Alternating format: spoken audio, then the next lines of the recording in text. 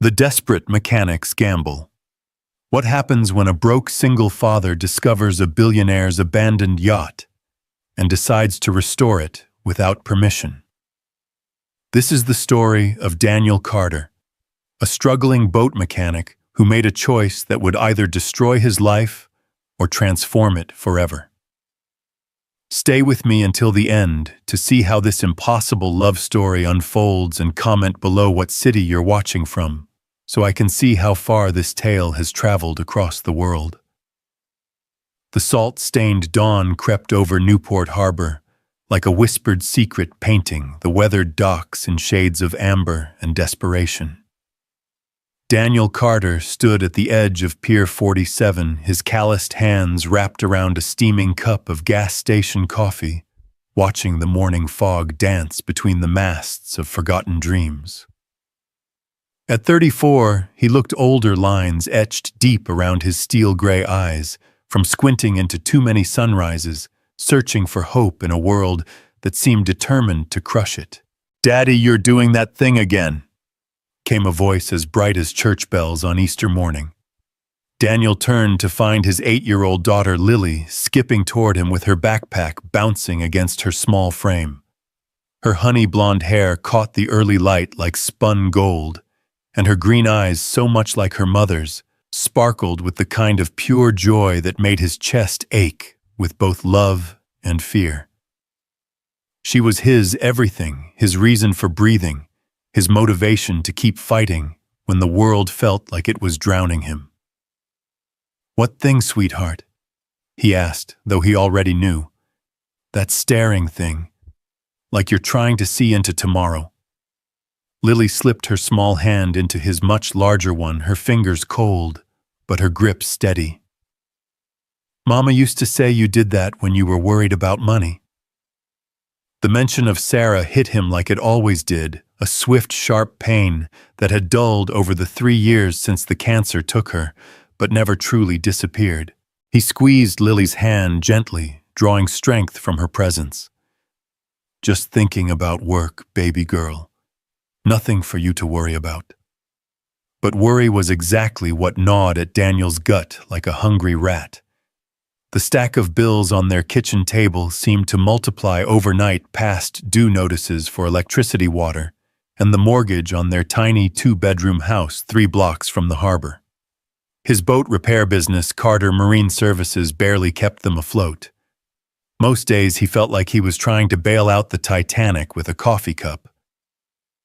"Mrs. Henderson says I'm the smartest kid in 3rd grade, Lily announced, changing the subject with the casual grace only children possessed.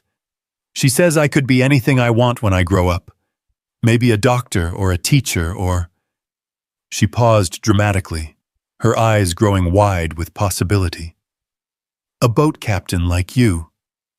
Daniel's heart swelled and broke simultaneously. His daughter's dreams were limitless, boundless as the ocean itself. But dreams required resources, opportunities, a future he wasn't sure he could provide. The private school she attended on a partial scholarship was already stretching their budget to the breaking point, but he'd be damned if he let her settle for less than she deserved. "You can be anything you want, Lily Carter," he said, his voice thick with emotion. "Anything at all." They walked hand in hand down the weathered planks of the pier, past the collection of modest fishing boats and weekend cruisers that made up Daniel's usual clientele.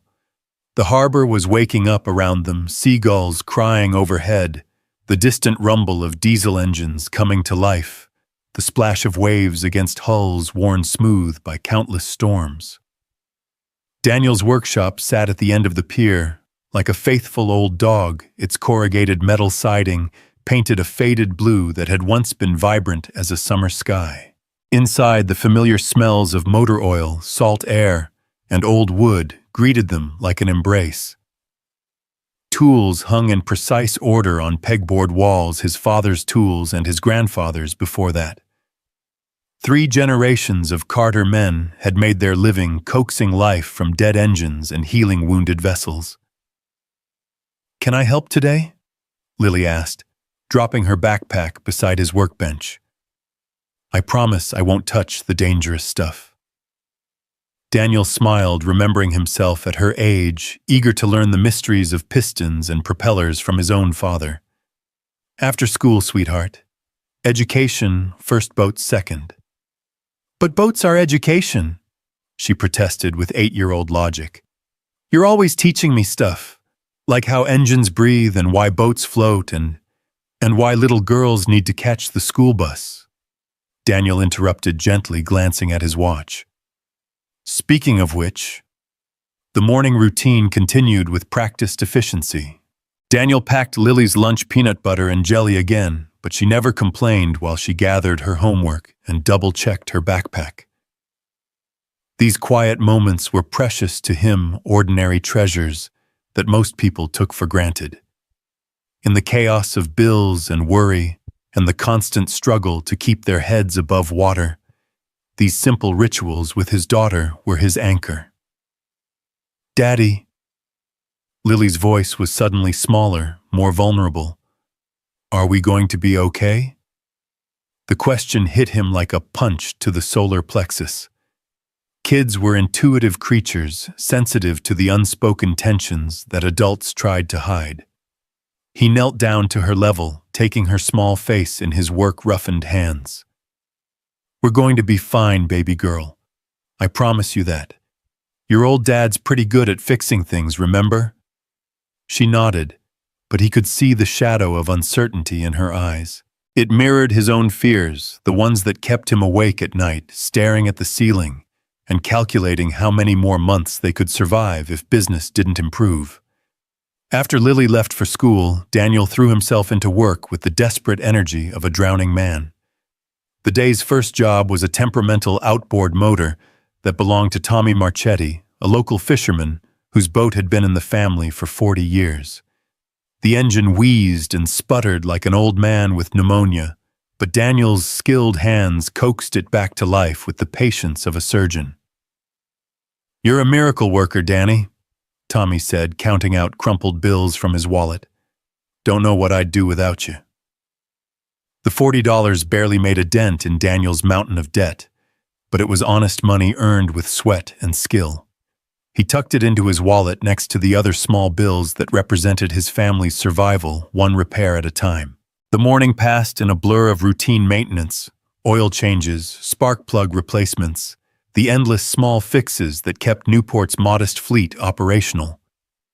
But as the fog began to lift around midday, Daniel noticed something that made him pause in his work. There, in the deepest part of the harbor, where the wealthy kept their pleasure craft, sat a yacht unlike anything he'd ever seen. Even from a distance, it commanded attention, sleek and magnificent, easily 100 feet of pure maritime luxury. But something was wrong with the picture. The vessel sat too low in the water, its once pristine white hull stained with rust and neglect. No lights, no movement, no signs of life. Abandoned. Daniel had heard whispers about the yacht over the past few months, rumors and speculation that rippled through the harbor community like waves from a distant storm. Some said it belonged to a billionaire who'd simply walked away from it. Others claimed it was part of an inheritance dispute locked in legal limbo, while lawyers grew fat on retainer fees. But everyone agreed on one thing: the magnificent vessel was slowly dying, forgotten and alone. "Catherine's dream," he murmured, reading the name painted in elegant script across the stern through his binoculars. Even the letters seemed to carry a weight of sorrow, as if the boat itself mourned its abandonment. The afternoon brought more customers, more small repairs, more crumpled bills added to his meager collection. But Daniel found his eyes drawn repeatedly to the abandoned yacht, pulled by something he couldn't quite name. It wasn't just the waste of it, though. Watching something so beautiful slowly deteriorate did offend his craftsman's sensibilities.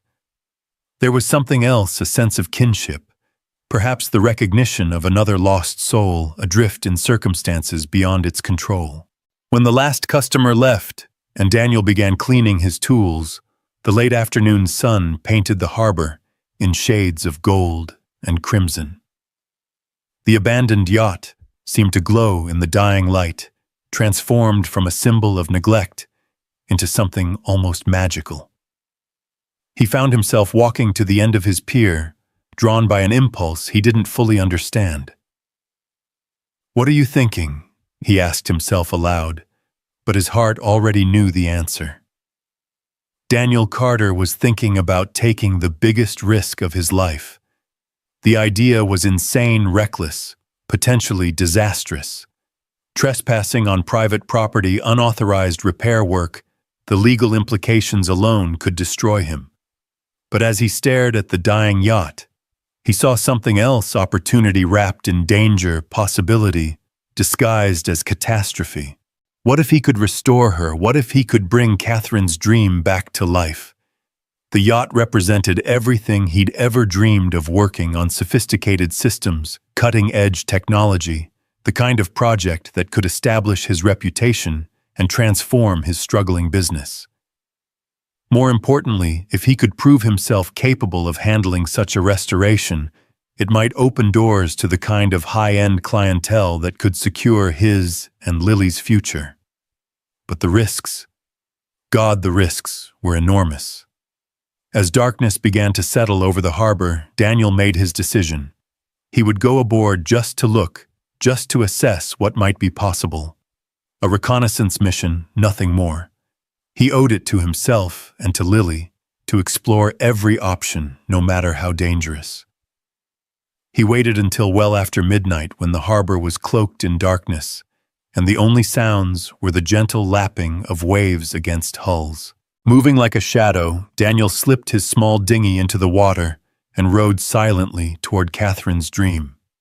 His heart hammered against his ribs with each stroke, the sound seeming impossibly loud in the stillness. Up close, the yacht was even more magnificent than he'd imagined. Despite its neglect, the bones of her were strong, the lines elegant and purposeful. This wasn't just a boat. It was a masterpiece of marine engineering, built by craftsmen who understood that beauty and function were not opposing forces, but complementary aspects of perfect design. Daniel tied his dinghy to the yacht's swim platform and climbed aboard, his breath catching as his feet touched the teak deck. Even in the moonlight, he could see the quality of the construction, the attention to detail that spoke of unlimited resources and uncompromising standards. The main salon doors were unlocked, another sign of the yacht's abandonment. No owner in their right mind would leave such a vessel unsecured. Daniel pushed inside and fumbled for a light switch, his pulse racing as the interior was revealed in all its faded glory. The salon was a testament to luxury and taste: hand-carved woodwork, marble surfaces, leather seating that had probably cost more than Daniel made in a year. But everywhere he looked, he saw the signs of neglect: water stains on the ceiling, mildew creeping along the edges of windows, the musty smell of disuse and decay. It broke his heart and inflamed his imagination in equal measure. Moving deeper into the yacht, Daniel discovered a child's playroom that made his chest tighten with emotion. Toys sat abandoned on shelves, expensive dolls and model boats, puzzles and books gathering dust like forgotten dreams. On one wall, someone had carefully marked a child's growth with pencil lines and dates. The most recent mark was dated 15 years ago, when the child had reached 4 feet 2 inches. A little girl roughly Lily's age when the measurements stopped. In the master stateroom, Daniel found personal effects that told a story of wealth and tragedy. Family photographs showed a distinguished man with kind eyes and a bright smile, always accompanied by a serious-looking girl with dark hair and intelligent eyes. The man appeared to be her father, and their relationship was evident in every picture: sailing together, traveling to exotic locations, sharing moments of pure happiness that seemed to glow from the faded prints. But the photos told another story, too. As the girl grew older, the man appeared increasingly frail, his smile more forced, his eyes shadowed with worry. The last photos in the collection showed him gaunt and pale, clearly ill, while the girl, now a teenager, stood beside him with the hollow expression of someone watching their world crumble. Daniel found the boat's logbooks in the chart room, leather-bound volumes that chronicled years of adventures across the world's oceans. The handwriting was strong and confident in the early entries, describing passages to the Caribbean, the Mediterranean, the South Pacific. But the later entries became shorter, more sporadic, until they stopped altogether 3 years ago with a final heartbreaking notation. Catherine grows more distant each day. I fear I've failed her as a father, that my illness has stolen not just my strength, but her childhood. If something happens to me, I pray she finds peace and purpose. This boat was meant to bring us together, but I worry it will only remind her of what we've lost. Thomas Alexander Thompson. The name hit Daniel like a physical blow. Thomas Thompson, he'd heard that name before, seen it in newspaper obituaries and business magazines. Thompson Shipping, one of the world's largest maritime companies worth billions.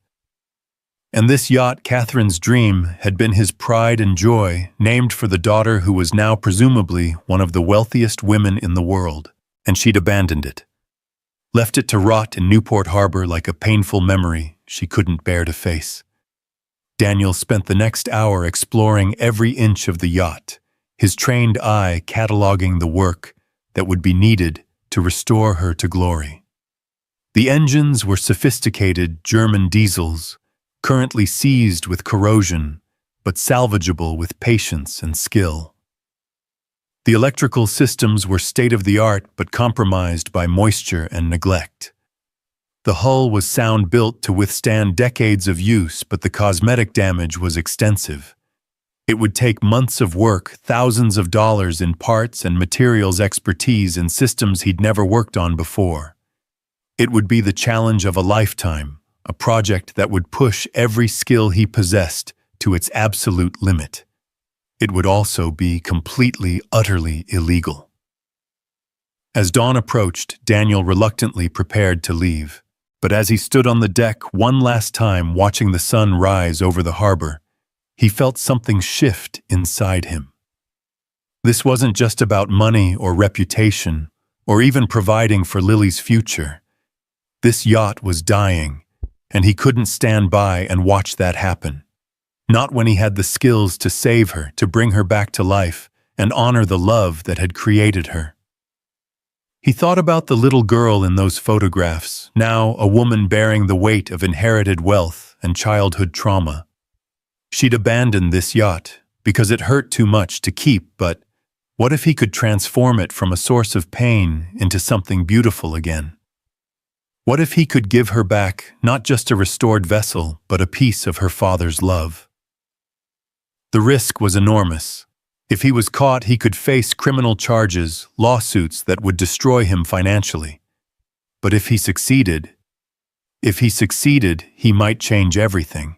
Daniel Carter made his choice as the first light of dawn painted the harbor gold. He would restore Catherine's dream not as a thief or a trespasser, but as a guardian of beauty and memory. He would work in secret, using every spare moment and every dollar he could spare, driven by a vision of what the yacht could become. He had no idea that his decision would set in motion a chain of events that would transform not just the yacht, but his entire life. He couldn't know that somewhere in a Manhattan penthouse, Catherine Thompson lay awake most nights, haunted by dreams of the boat she'd abandoned and the father she'd lost. He couldn't foresee the storm that would test his resolve, or the moment when the billionaire heiress would finally return to face her past. All Daniel knew was that he had found his purpose, his great work, his chance to create something magnificent from the ruins of neglect and sorrow. The restoration of Catherine's dream was about to begin, but first he had to tell Lily. The conversation with his daughter that evening was one of the hardest of his life. They sat in their small kitchen sharing a dinner of mac and cheese from a box, when Daniel finally found the courage to speak. "Lily, what would you say if Daddy told you he found a project that could change our lives?" She looked up from her bowl orange cheese sauce on her chin, her green eyes curious. "Good change or scary change?" "Both," he admitted. "It would mean working on the most beautiful boat I've ever seen, but it would also mean taking some big risks." Lily considered this with the seriousness that only children could bring to life's important questions. "Is it the big white boat you keep staring at?" Daniel's surprise must have shown on his face because Lily giggled. "I'm not blind, Daddy. You look at it the same way you used to look at Mama, like it matters." The observation was so astute, so perfectly accurate, that Daniel felt tears prick his eyes. His daughter was growing up too fast, becoming wise beyond her years out of necessity. "It would mean working at night sometimes," he continued carefully, "and keeping secrets for a while. And there's a chance things could go wrong." "But you think they'll go right?" "I think they could be amazing." Lily reached across the table and took his hand in both of hers, her small fingers wrapping around his with surprising strength. "Then we should try. Mama always said you could fix anything if you loved it enough." And there it was, the wisdom of innocence, the pure faith of a child who believed her father could work miracles. Daniel squeezed her hands and made a silent promise that whatever happened, he would prove worthy of that trust. That night, after Lily was asleep, Daniel began planning the restoration of Catherine's dream. He spread nautical charts across his kitchen table, sketched diagrams of the yacht's systems, and calculated costs with the methodical precision of a general planning a campaign. The project would require everything he had and more time, money, skill, and courage he wasn't sure he possessed. But as he worked by lamplight in the small kitchen where he'd shared countless meals with his family, Daniel felt something he hadn't experienced in years: hope. Not the desperate, clinging hope of survival, but the bright, burning hope of possibility. The chance to create something extraordinary, to honor beauty and love and the dreams of men who dared to build their visions in wood and steel and brass. The restoration would begin tomorrow night under cover of darkness, with nothing but his skills and determination to guide him. He had no way of knowing that his work would soon attract the attention of powerful forces, harbor patrol, maritime authorities, and eventually, the woman whose name graced the yacht's stern. Catherine Thompson was coming home to Newport, drawn by reports of mysterious lights aboard her father's abandoned yacht. And when she arrived, she would find a working-class mechanic who had risked everything to resurrect her past breathing life into the vessel that held her most precious and painful memories. The collision of their worlds would be inevitable, explosive, and utterly transformative. But for now, in the quiet hours before dawn, Daniel Carter simply planned and hoped and dreamed of bringing beauty back to life. The greatest restoration project of his career and the love story of a lifetime was about to begin. The first night aboard Catherine's Dream, Daniel's hands trembled as he descended into the engine compartment.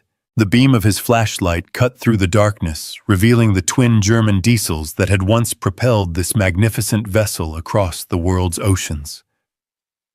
Now they sat silent and corroded, their chrome dulled by neglect, their pistons seized with rust and time. "Easy, girl," he whispered, running his calloused palm along the engine block, like a veterinarian examining a wounded animal. "I know it hurts, but we're going to make you whole again." The irony wasn't lost on him here. He was a man barely keeping his own life together, promising to heal something worth more than he'd earn in 10 lifetimes. But as his trained eye assessed the damage, Daniel felt the familiar stirring of excitement that came with a worthy challenge. These engines weren't beyond salvation. They were sleeping giants waiting for the right touch to wake them. He worked until the pre-dawn hours, carefully documenting everything with his phone's camera. Every corroded fitting, every seized component, every system that would need attention. The list grew longer with each passing hour. But so did his understanding of the yacht's magnificent complexity. This wasn't just marine engineering. It was artistry expressed in steel and bronze and precision-machined components.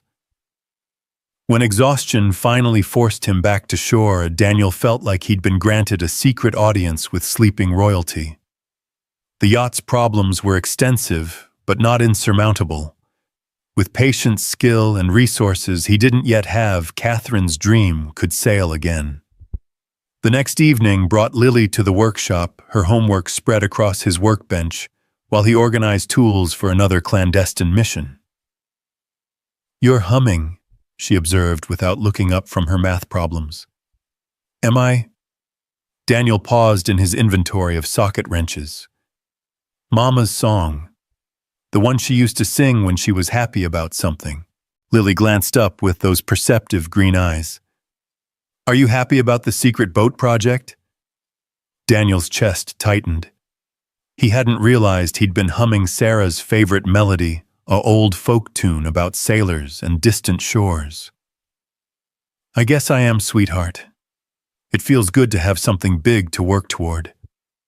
Even if it's scary, sometimes the best things are scary. That's how you know they matter." Lily considered this with 8-year-old seriousness before returning to her homework. 17 times 6 is 102, she announced proudly. "Just like your mama, brilliant with numbers." Daniel ruffled her hair, grateful for these ordinary moments that anchored his increasingly extraordinary evenings. The third night aboard Catherine's Dream, Daniel made his first real breakthrough. Armed with penetrating oil and the patience of a saint, he began the delicate work of freeing the seized engines. It was surgery performed with wrenches and wisdom, each turn of the crankshaft, a small victory against entropy and abandonment. As he worked, Daniel found himself talking to the yacht, like she could hear him. "You were somebody's pride and joy once," he murmured, feeling a particularly stubborn bolt finally give way. "Somebody loved you enough to name you after their daughter. We're going to find that love again." The boat seemed to respond to his ministrations, settling slightly in the water as systems came back online. When Daniel managed to coax a few drops of fuel through the injection system, he felt like he'd performed a minor miracle. By the end of the first week, word had begun to spread through Newport's tight-knit maritime community. Late-night dog walkers reported seeing lights aboard the abandoned yacht. Harbor Patrol received anonymous tips about possible trespassers. Daniel knew his window of secrecy was closing, but he couldn't stop. Each night brought new progress, new systems restored to life, new hope that his impossible dream might actually succeed. "Mr. Carter!" The voice made Daniel freeze as he prepared to leave the workshop for another nocturnal adventure. Officer Maria Santos of the Newport Harbor Patrol stood silhouetted in his doorway, her uniform crisp despite the late hour. "Evening, Officer Santos. Working late." Daniel's heart hammered, but he kept his voice steady. "Could ask you the same thing. Mind if I come in?" Daniel's mind raced through possible responses, each more incriminating than the last. "Of course, coffee's terrible, but it's hot." Maria stepped inside, her dark eyes taking in the organized chaos of his workshop. She was a good officer, thorough, fair, and unfortunately perceptive. Daniel had repaired her patrol boat twice in the past year, always professional interactions that had earned her respect for his skills. "Been getting some interesting reports lately," she said, accepting the offered mug of coffee. "Lights on that abandoned yacht out in the deep anchorage. You wouldn't know anything about that, would you?" The moment stretched between them like a taut line ready to snap. Daniel could lie, deny everything, and hope she didn't pursue it. Or he could trust that Maria Santos was the kind of person who understood that sometimes good people had to take extraordinary risks. "That yacht is dying," he said finally, the words carrying the weight of confession. Maria's eyebrows rose slightly. "That's not really an answer to my question. It's the only answer I can give right now." Daniel set down his coffee and met her gaze directly. "But I will say this, nobody's getting hurt, nothing's being stolen, and something beautiful might get saved." They studied each other for a long moment, law enforcement training, warring with human intuition.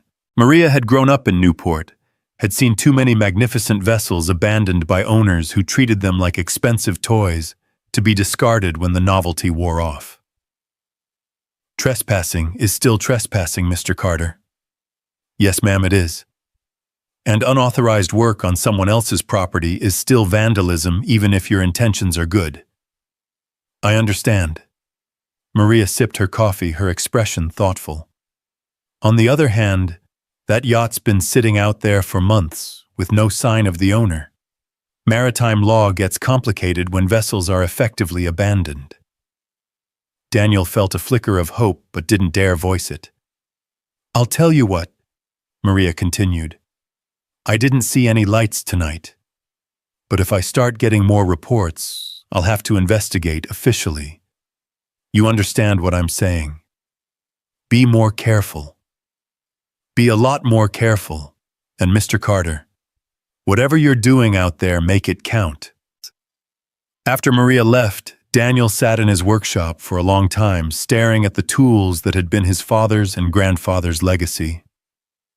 The warning was clear, but so was the underlying message. Maria Santos believed in second chances and lost causes. She'd given him time, but not much. The next morning brought an unexpected visitor to the workshop. Daniel was replacing the water pump on a Boston whaler when a black Mercedes sedan pulled up to his pier with the quiet confidence of serious money. The woman who emerged was striking in the way that expensive education and unlimited resources created polished, composed, and radiating the kind of controlled power that made people step aside without being asked. She was perhaps 35 with shoulder-length auburn hair and eyes the color of storm clouds. Her business suit probably cost more than Daniel's monthly mortgage, but she moved with the unconscious grace of someone comfortable on boats. When she spoke, her voice carried traces of New England aristocracy tempered by years of corporate boardrooms. "Mr. Carter, I'm Alexandra Winters from Thompson Maritime Holdings." The name hit Daniel like a cold wave. Thompson, as in Thomas Thompson, the late billionaire whose yacht he'd been secretly restoring. His mouth went dry as implications crashed over him like a rogue wave. "How can I help you, Ms. Winters?" He wiped his hands on a rag, buying time to think. "I understand you're one of the most skilled marine mechanics in Newport." Alexandra's smile was professionally warm, but didn't quite reach her eyes. "We have a rather unique situation that might benefit from your expertise." Daniel's pulse hammered in his temples. Did she know? "Was this some kind of trap? I'm always interested in interesting work," he managed. "Excellent. Walk with me." Alexandra gestured toward the end of the pier where Catherine's dream sat in the distance like a beautiful accusation. They walked in silence for a moment, the morning sun painting the harbor in shades of gold and possibility. Daniel tried to read Alexandra's expression, but her poker face was flawless.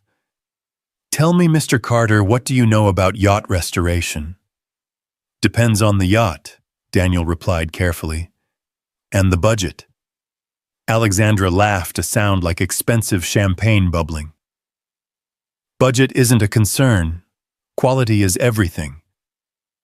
They'd reached the end of the pier now with an unobstructed view of Catherine's dream. Alexandra stood with her hands clasped behind her back, studying the abandoned yacht with unreadable eyes. "Beautiful vessel," she said finally. "Built by Feedship in the Netherlands. 120 feet of absolute perfection when she was new. She's been sitting out there for months, Daniel observed, testing the waters. Yes, the owner passed away, and the estate has been complicated. Alexandra turned to face him, her storm-gray eyes intense. But we've recently received reports that someone has been conducting unauthorized work on the vessel. Daniel's blood turned to ice water.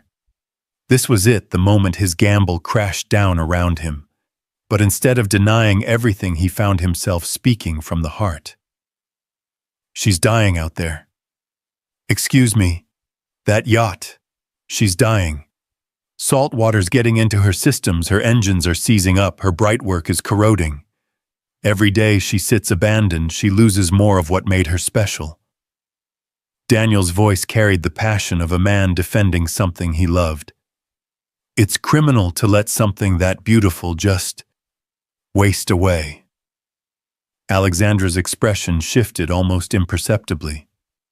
You speak as if boats have souls. Don't they? Daniel met her gaze steadily. That yacht was built by craftsmen who cared about excellence. She was owned by someone who loved her enough to name her after his daughter. She's carried families across oceans, created memories, been home to dreams and adventures. If that's not a soul, what is? For a long moment, Alexandra said nothing. When she finally spoke, her voice was softer, less corporate. The owner's daughter inherited Catherine's dream along with everything else. But she's complicated. Brilliant, successful, but haunted by her father's death. She can't bear to keep the yacht, but she can't bring herself to sell it either. So it just sits there. Alexandra sighed, a sound that carried unexpected weight. But what if someone could restore it? Bring it back to the condition it deserves. Present it to her as a gift rather than a burden. Daniel's mind raced. Was Alexandra offering him legitimate work on the yacht he'd been illegally restoring? The irony was almost overwhelming. That would be an incredible project, he said carefully. It would require someone with exceptional skill, infinite patience, and absolute discretion. Someone who understood that this isn't just about mechanical systems, it's about healing old wounds and honoring memory. Their eyes met across the morning light, and Daniel saw something in Alexandra's expression that surprised him, hope tinged with desperation, the look of someone grasping at what might be a final chance. The daughter, Daniel said. She must have loved that boat once. More than anything in the world. It was her sanctuary, her escape, the place where she felt closest to her father. Alexandra's professional mask slipped entirely. But when he got sick, when the cancer started winning, she couldn't bear to be on the water anymore. Every sunset, every wave, every moment of beauty just reminded her that she was losing him. Daniel thought of his own daughter, of how Lily had struggled after Sarah's death, how certain songs and places and memories had been too painful to bear. The grief of children was a particular kind of devastation, pure and absolute, and seemingly without hope of healing. What's her name? He asked quietly. Catherine. Catherine Thompson. Alexandra studied his face for any sign of recognition. She's one of the most powerful businesswomen in the world now, but she's still that little girl who lost her father too soon. The weight of revelation settled over Daniel like fog. He'd been working on Catherine Thompson's yacht, the Catherine for whom it was named. He'd walked through her childhood playroom, seen her growth marks on the wall, held photographs of her happiest memories. In restoring her father's boat, he'd been restoring pieces of her lost childhood. If someone were to take on this restoration, Daniel said slowly, what kind of timeline would we be talking about? Money is no object, but time is. Catherine's birthday is in 6 months. If Catherine's dream could be restored by then presented to her as a gift from her father's estate. Alexandra's voice trailed off, thick with possibility. 6 months. Daniel's mind catalogued everything he'd learned about the yacht's condition, everything that would need to be rebuilt, refinished, replaced. It was ambitious to the point of insanity, but not impossible. Not if he had unlimited resources and official sanction. "I'd need to examine the yacht thoroughly," he said. "Inside and out.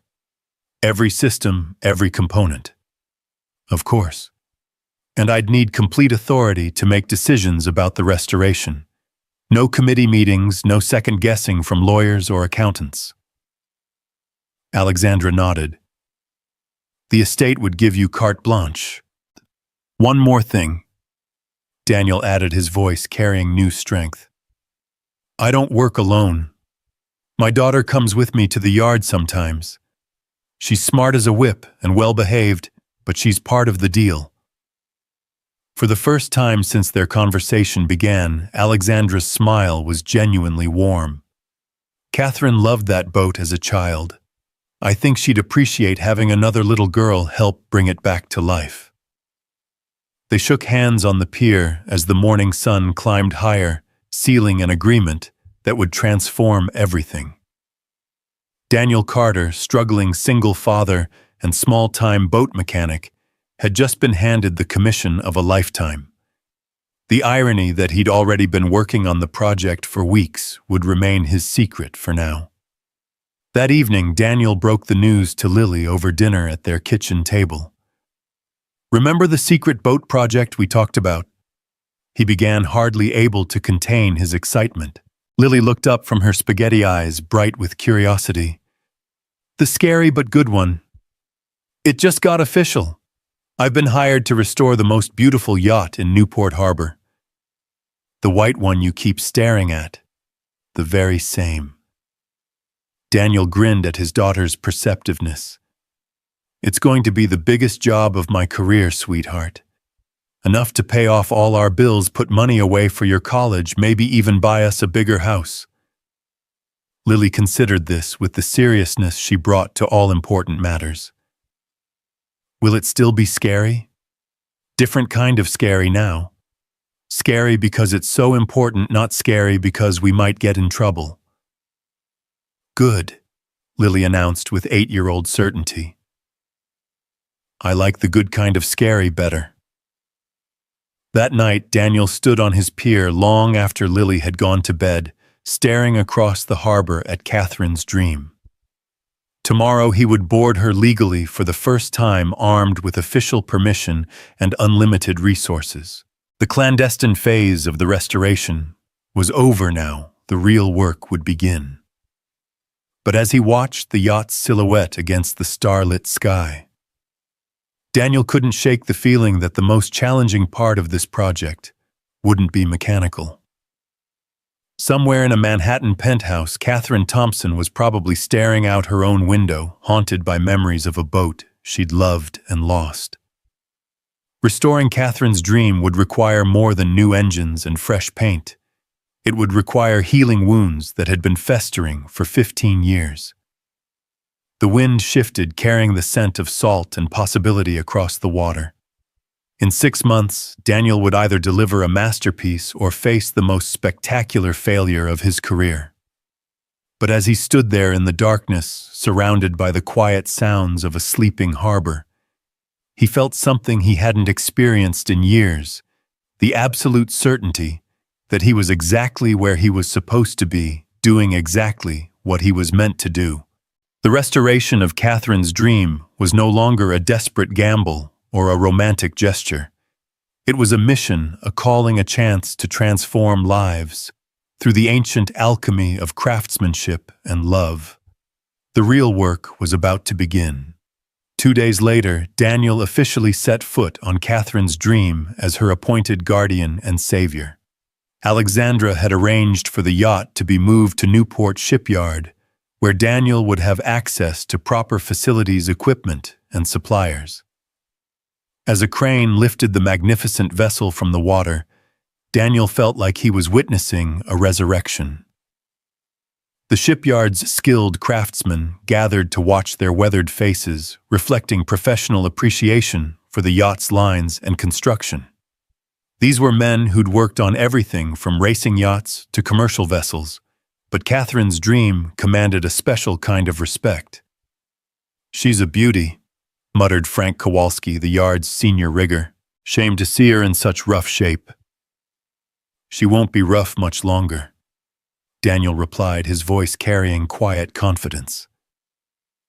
The next few weeks passed in a blur of assessment planning and careful dismantling.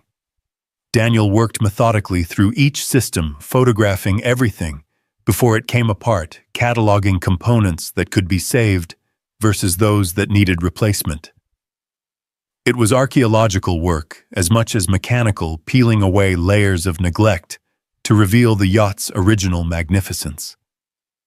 Lily became his constant companion in the evenings and weekends, perched on a work stool with her homework, while her father brought engines back to life. She had an intuitive understanding of mechanical systems that reminded Daniel of Sarah asking questions that showed she was really listening, really learning. "Why do boats need 2 engines, Daddy?" she asked one evening as Daniel carefully cleaned corroded fuel injectors. "Safety mostly," Daniel explained, holding up the tiny, precisely machined component to the light. "If one engine fails, you've still got the other one to get you home. But on a yacht like this, it's also about smoothness. 2 engines working together can push her through the water without vibration, without noise that would disturb the people on board. Like dancing partners." Daniel smiled at the analogy. "Exactly like dancing partners. They have to work together, trust each other, move as one." "Mama always said you were a good dancer," Lily observed casually, returning to her math homework. The comment hit Daniel unexpectedly, carrying him back to their wedding day, to countless evenings when Sarah would put on music and pull him away from whatever project was consuming him. They'd dance in their small living room, Lily giggling from her high chair, the 3 of them creating their own small universe of joy and love. "She was the good dancer," Daniel said softly. "I just tried not to step on her toes. I bet you could still dance if you wanted to." The observation lingered in Daniel's mind as he worked. When was the last time he'd done anything just for joy? When had he last allowed himself to imagine a future that included more than mere survival? As autumn deepened into winter, the restoration began to show dramatic progress. The engines, now completely rebuilt with precision, German components hummed with quiet power during testing. The yacht's electrical systems, updated with modern safety features, while maintaining period-correct aesthetics, brought light and life back to spaces that had been dark for too long. But it was the smaller details that revealed Daniel's growing obsession with perfection. He spent hours researching the exact shade of blue that had originally graced the yacht's hull, tracking down craftsmen who could replicate the hand-carved woodwork in the salon, sourcing period-correct fixtures that would maintain the vessel's authentic character while meeting modern standards. "You're not just restoring her," Alexandra observed during one of her weekly visits. "You're loving her back to life." Daniel looked up from the brass compass he was painstakingly polishing, his hands stained with metal polish and devotion. "She deserves nothing less." "Catherine's father would have appreciated that," Alexandra said quietly. "He was the same way, never satisfied with good enough, always pushing for excellence." "Tell me about her," Daniel found himself asking. "Catherine, I mean. What was she like as a child?" Alexandra's expression grew distant, touched with old affection. Fearless, curious about everything. She could take apart a radio when she was 10 and put it back together better than before. Her father used to joke that she had salt water in her veins instead of blood. And now she's brilliant, but guarded. Successful beyond measure, but haunted by ghosts. She runs her father's company like a machine, all efficiency and profit margins. But I sometimes wonder if she remembers what it felt like to simply love something without calculating its value. Daniel thought of the growth marks on the yacht's wall, the abandoned toys, the photographs of a little girl who'd once been sublimely happy on the water. Somewhere in Catherine Thompson's corporate armor was that child waiting to be rediscovered. Christmas came and went quietly with Daniel and Lily, exchanging modest gifts and sharing dinner with the handful of other marina families who'd become their extended family. But the real celebration was in the yacht basin, where Catherine's dream glowed under work lights like a Christmas miracle in progress.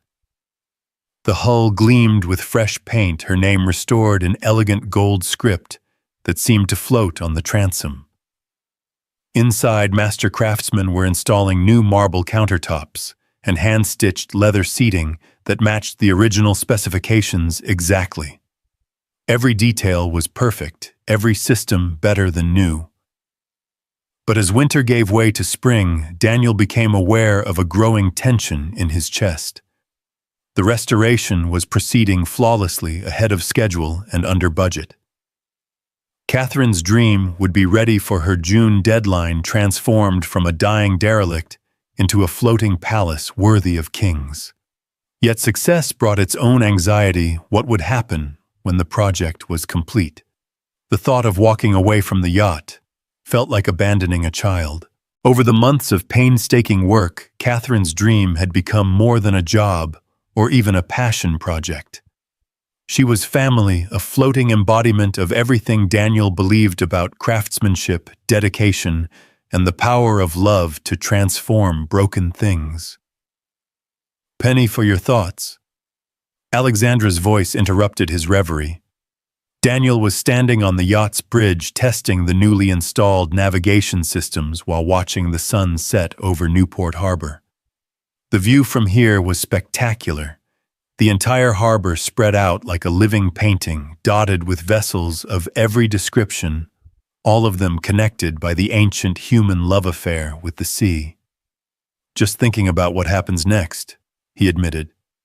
"Worried about finding another project this exciting. Worried about losing this one." Daniel's honesty surprised them both.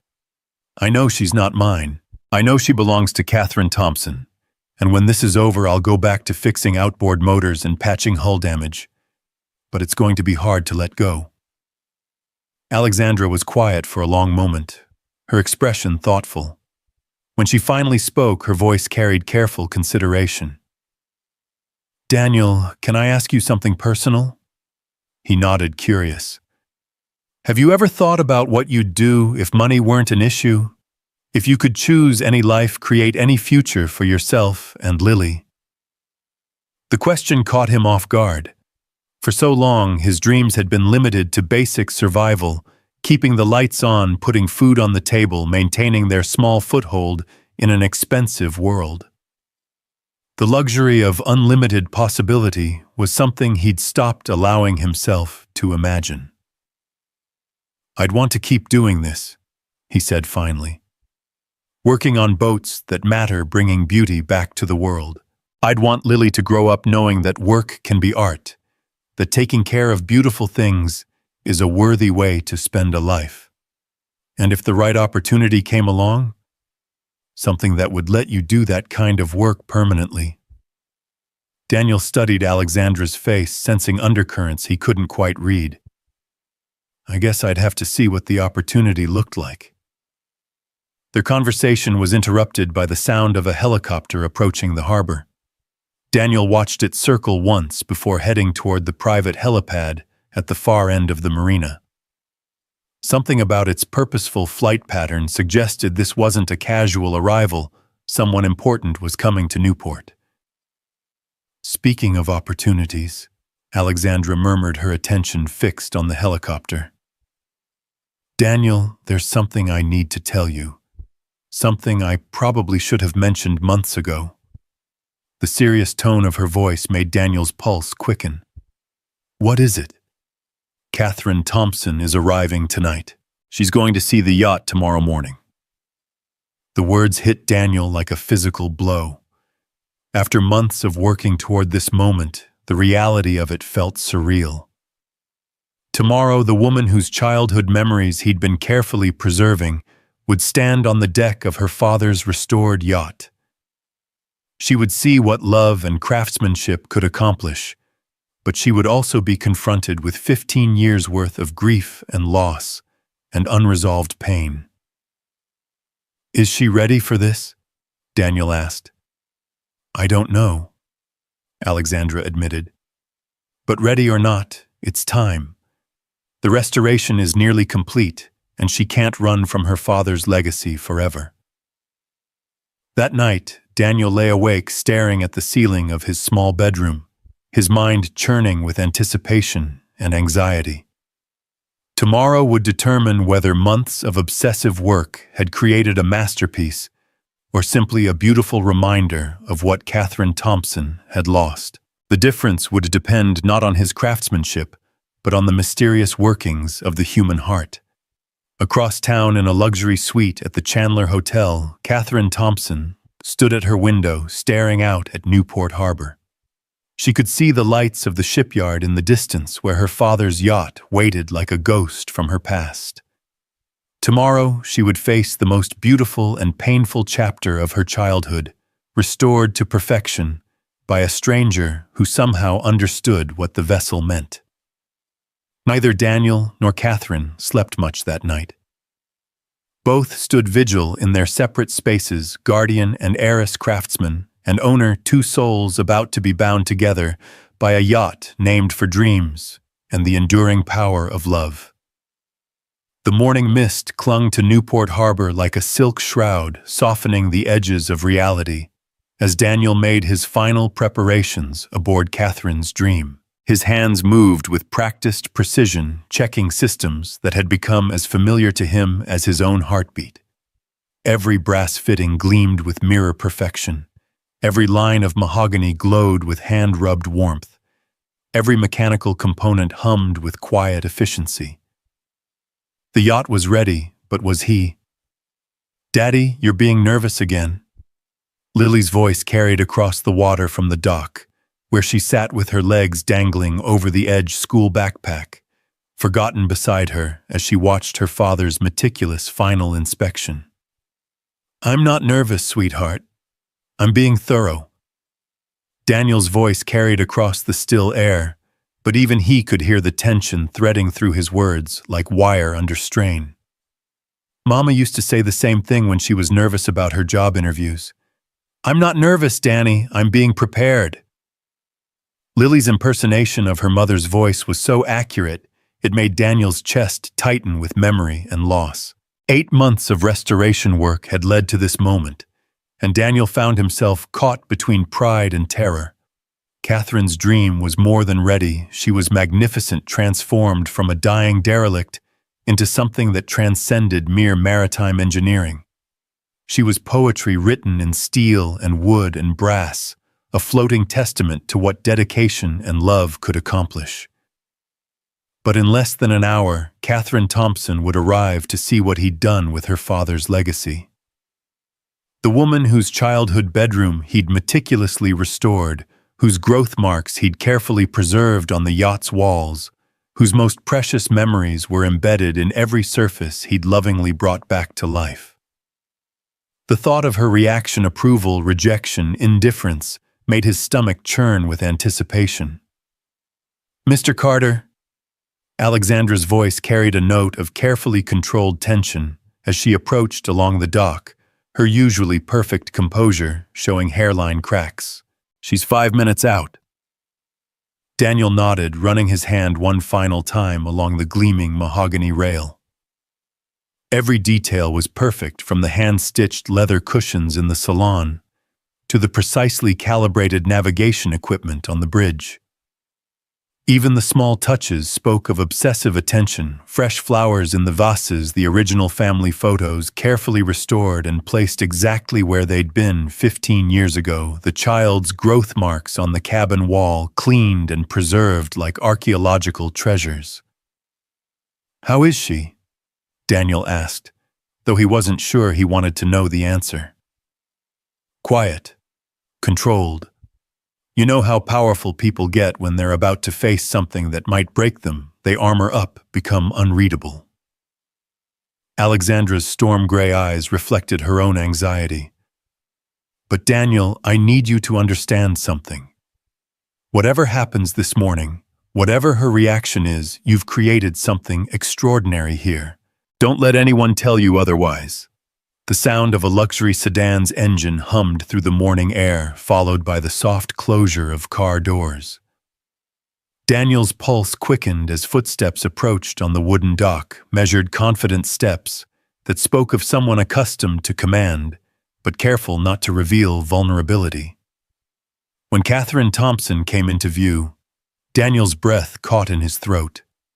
She was smaller than he'd expected, perhaps 5 feet 6 inches, but she carried herself with the kind of presence that made size irrelevant. Her dark hair was pulled back in a simple ponytail, and she wore jeans and a navy blazer that managed to look both casual and expensive.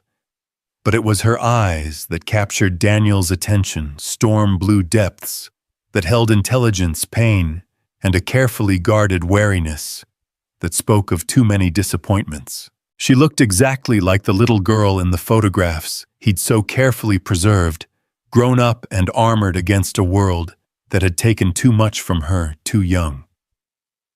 "Ms. Thompson," Alexandra said softly, "I'd like you to meet Daniel Carter, the craftsman who's been overseeing the restoration." Catherine's gaze moved from Alexandra to Daniel, and he felt the weight of her assessment like a physical thing. She was taking his measure, the calloused hands, the work clothes, the weathered face of a man who earned his living with skill and sweat. He stood straighter under her scrutiny, not from intimidation, but from pride in what those hands had accomplished. "Mr. Carter." Her voice was cultured, controlled, giving nothing away. "Alexandra tells me you've worked some kind of miracle." "I've just tried to honor what was already here," Daniel replied, surprised by the steadiness of his own voice. "Your father built something extraordinary. I've simply helped her remember what she was meant to be." Something flickered in Catherine's eyes at the mention of her father, too quick to identify, but definitely there.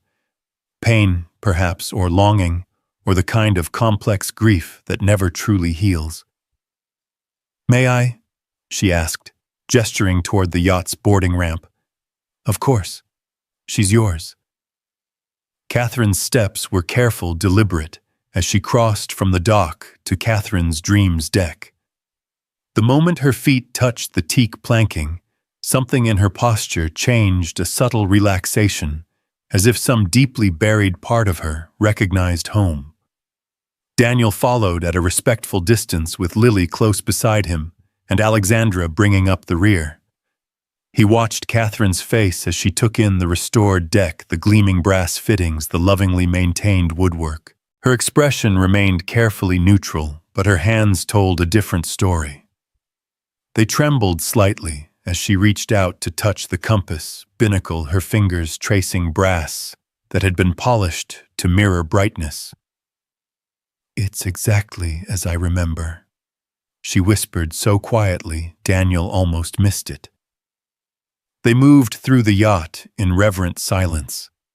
Catherine paused at the salon, her breath catching, as she saw the restored family photographs arranged exactly as they'd been in her childhood. Her father smiled out from the frames, young and healthy, in the early pictures, showing the progression of years and illness in the later ones, but always with love shining in his eyes when he looked at his daughter. "You found these?" Catherine said, her voice thick with emotion she was fighting to control. "They were here all along," Daniel replied gently, "just waiting to be seen again." In the master stateroom, Catherine stood frozen at the threshold. Daniel had spent weeks restoring this space to perfection, the king-sized bed with its custom linens, the elegant sitting area, the writing desk where Thomas Thompson had penned his final log entries. But it was the small details that broke through Catherine's composure. her father's favorite books on the nightstand, his reading glasses in their familiar case, the silver-framed photo of her mother that had always sat on his dresser. "How did you know?" Catherine's voice was barely audible. "How did you know exactly how everything should be?" "I listened," Daniel said simply. "To the boat, to the memories she carried. She told me what was important." Catherine's laugh was shaky, touched with tears she refused to shed. "You sound like my father. He used to say boats had souls, that they remembered the love they'd been given." He was right.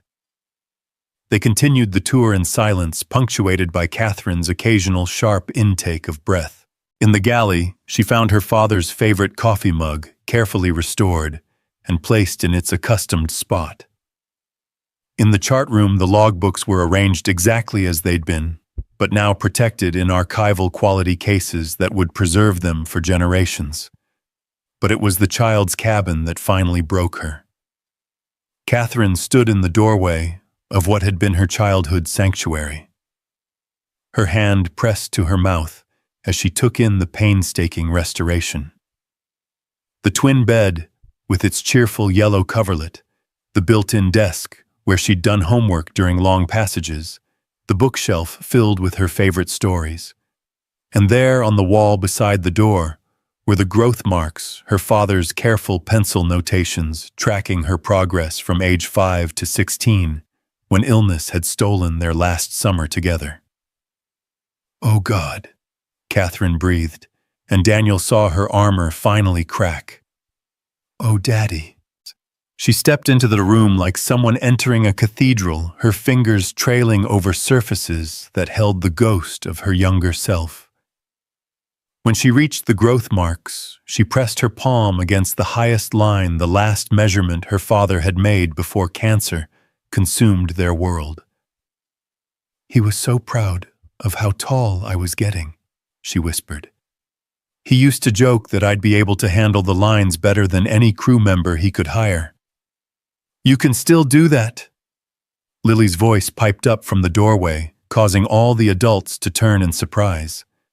Daniel's daughter had been so quiet during the tour that they'd almost forgotten her presence.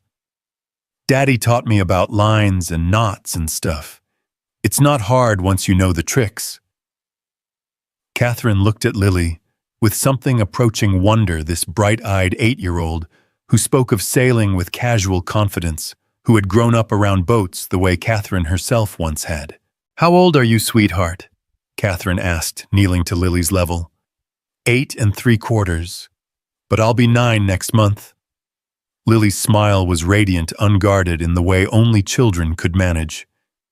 "Daddy says I'm almost old enough to help with the really important stuff."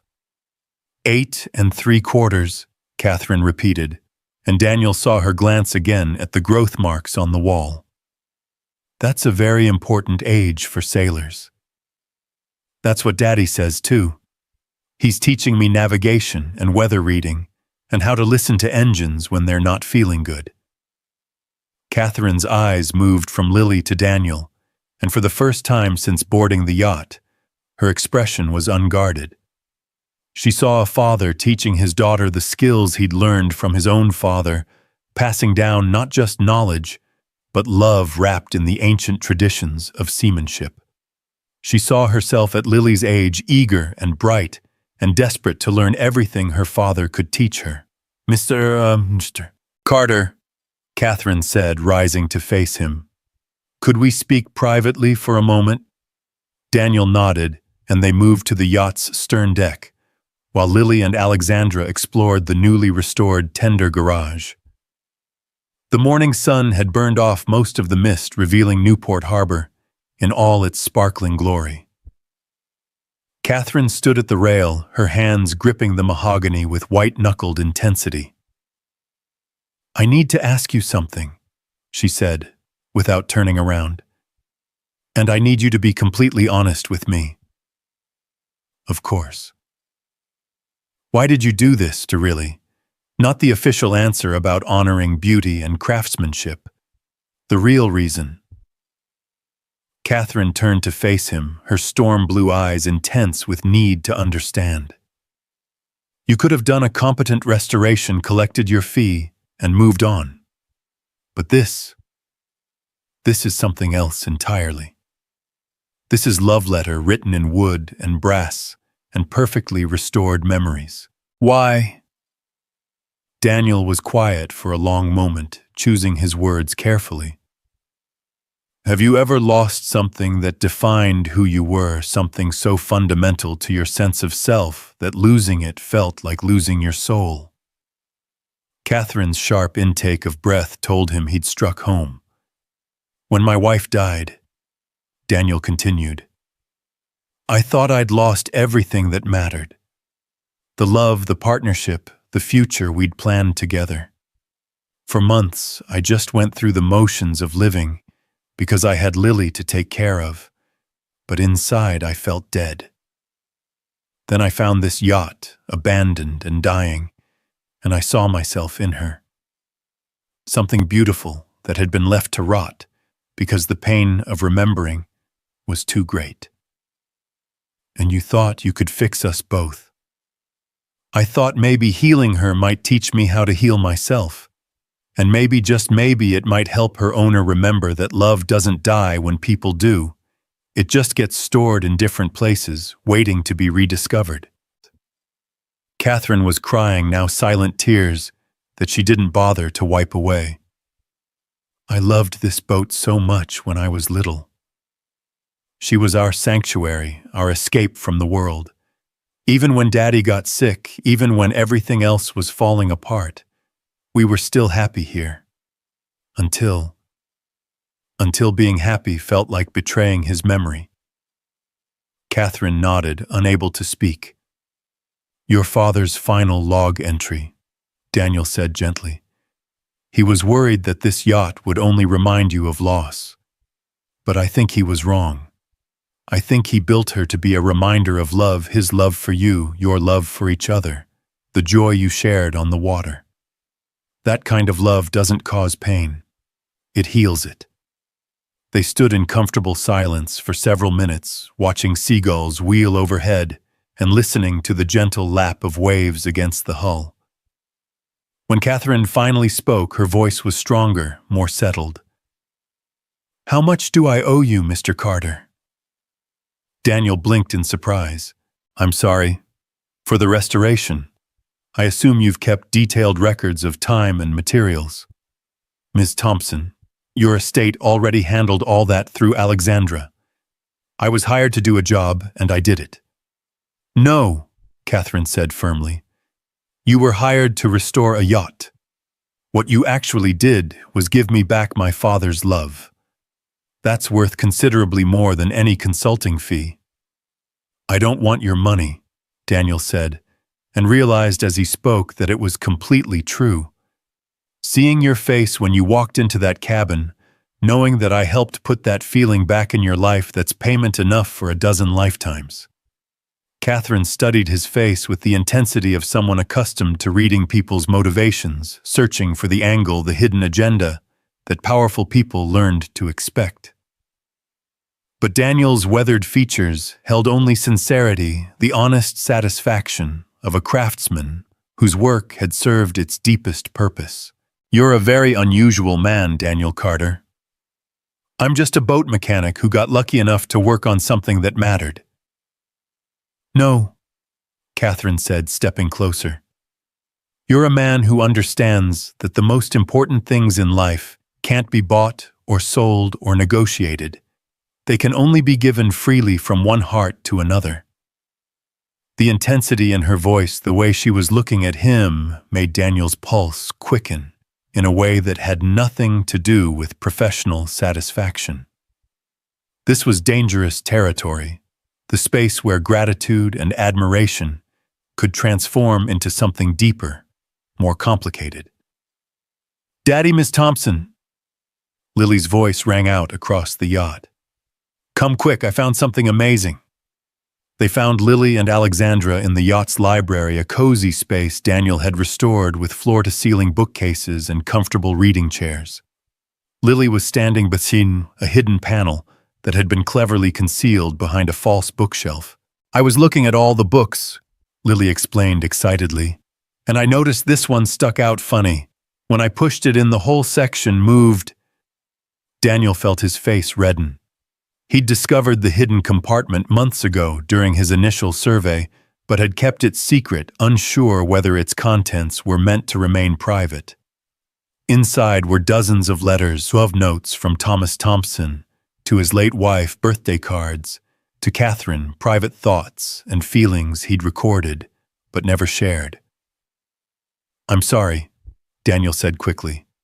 "I found this early in the restoration, but didn't feel right about mentioning it. The letters seemed too personal."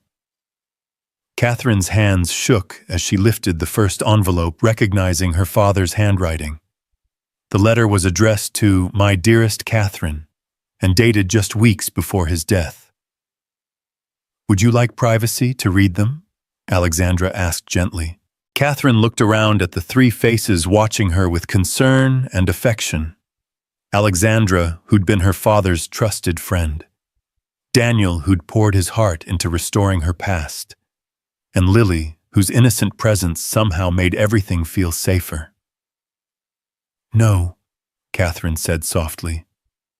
"Daddy wrote these letters to be shared.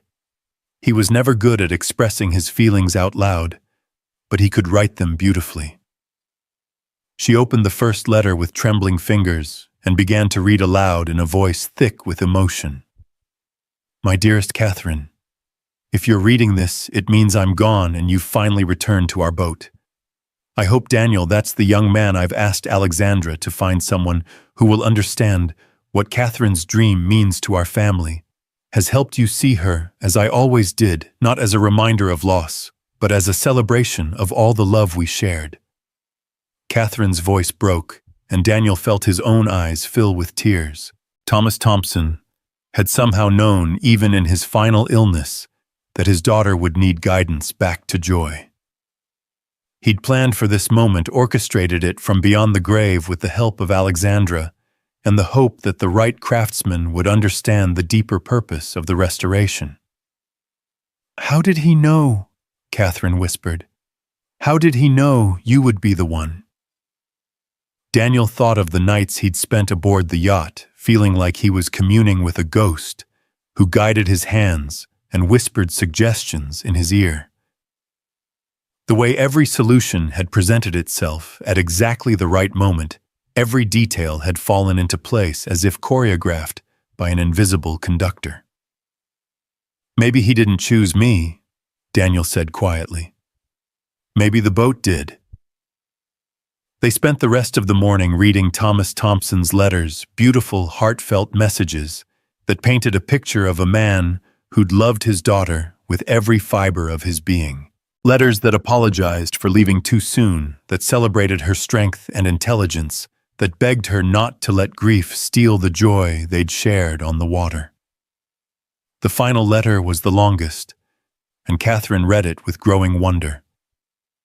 "My darling girl, I know you think this boat will always remind you of losing me, but I built her to remind you of finding yourself. Every sunrise we watched from her deck, every storm we weathered together, every quiet evening when we talked about your dreams. Those moments are part of her now, woven into her timbers and brass fittings and the very air in her cabins. When you're ready, when the pain has softened enough to let love back in, come home to Catherine's dream. Let her teach you how to sail toward happiness again. And if you're very lucky, you might find that the man who brought her back to life understands something about healing broken hearts with patient hands and unlimited love. Your devoted father, Thomas Alexander Thompson." The silence that followed was profound, charged with emotion and possibility. Catherine looked at Daniel with new eyes, seeing not just the craftsman who'd restored her father's yacht, but the man her father had somehow predicted would enter her life at exactly the right moment. "He knew," she breathed. "Somehow he knew." "Knew what?" Daniel asked, though his heart was already providing the answer. that I would need you, not just to fix the boat, but to fix everything else. The admission hung between them like morning mist, beautiful and fragile, and charged with potential. Daniel felt the ground shifting beneath his feet, his carefully ordered world tilting toward possibilities he'd never allowed himself to imagine. Ms. Thompson. Catherine, she corrected softly. If we're going to talk about fate and destiny and dead fathers playing matchmaker from beyond the grave, I think we can dispense with formality. Daniel's laugh was shaky, overwhelmed by the morning's revelations. Catherine, then, what are you saying exactly? I'm saying that 8 months ago I was a woman who'd forgotten how to hope. I built walls around my heart so high that even I couldn't see over them. I convinced myself that success and control were enough, that I didn't need the messy complications of love and family and dreams. And now, Catherine moved closer, her storm-blue eyes intense with newfound certainty. Now I'm standing on my father's yacht, perfectly restored by a man who understood her soul better than I did. A man who sees beauty in broken things and has the patience to bring them back to life. A man whose 8-year-old daughter reminds me what I was like before grief made me forget how to believe in magic. Catherine. Daniel's voice was hoarse with emotion he was afraid to name. I know this is crazy. I know we barely know each other, that we come from different worlds, that the logical part of my brain is screaming warnings about rebound relationships and power imbalances and all the very reasonable objections to falling for someone I met 6 hours ago. But my father wrote in that final letter that the heart recognizes what it needs even when the mind can't understand why. And my heart is telling me that you're not just the man who saved this yacht, you're the man who could save me too. Daniel felt like he was drowning, in the best possible way, swept away by currents of possibility he'd never expected to navigate. This morning, he'd been a working-class mechanic, preparing to hand over the job of a lifetime and return to his ordinary existence. Now he was being offered something that felt like a fairy tale love adventure, a future beyond his wildest dreams. What about Lily? He asked the practical father in him still functioning, despite the emotional chaos. What about her? Catherine's smile was radiant. She's perfect. Bright and funny and completely unimpressed by my money or status. She likes me for me, which is something I haven't experienced in, well, maybe ever. And my work, my life here in Newport. Bring it with you. Bring all of it.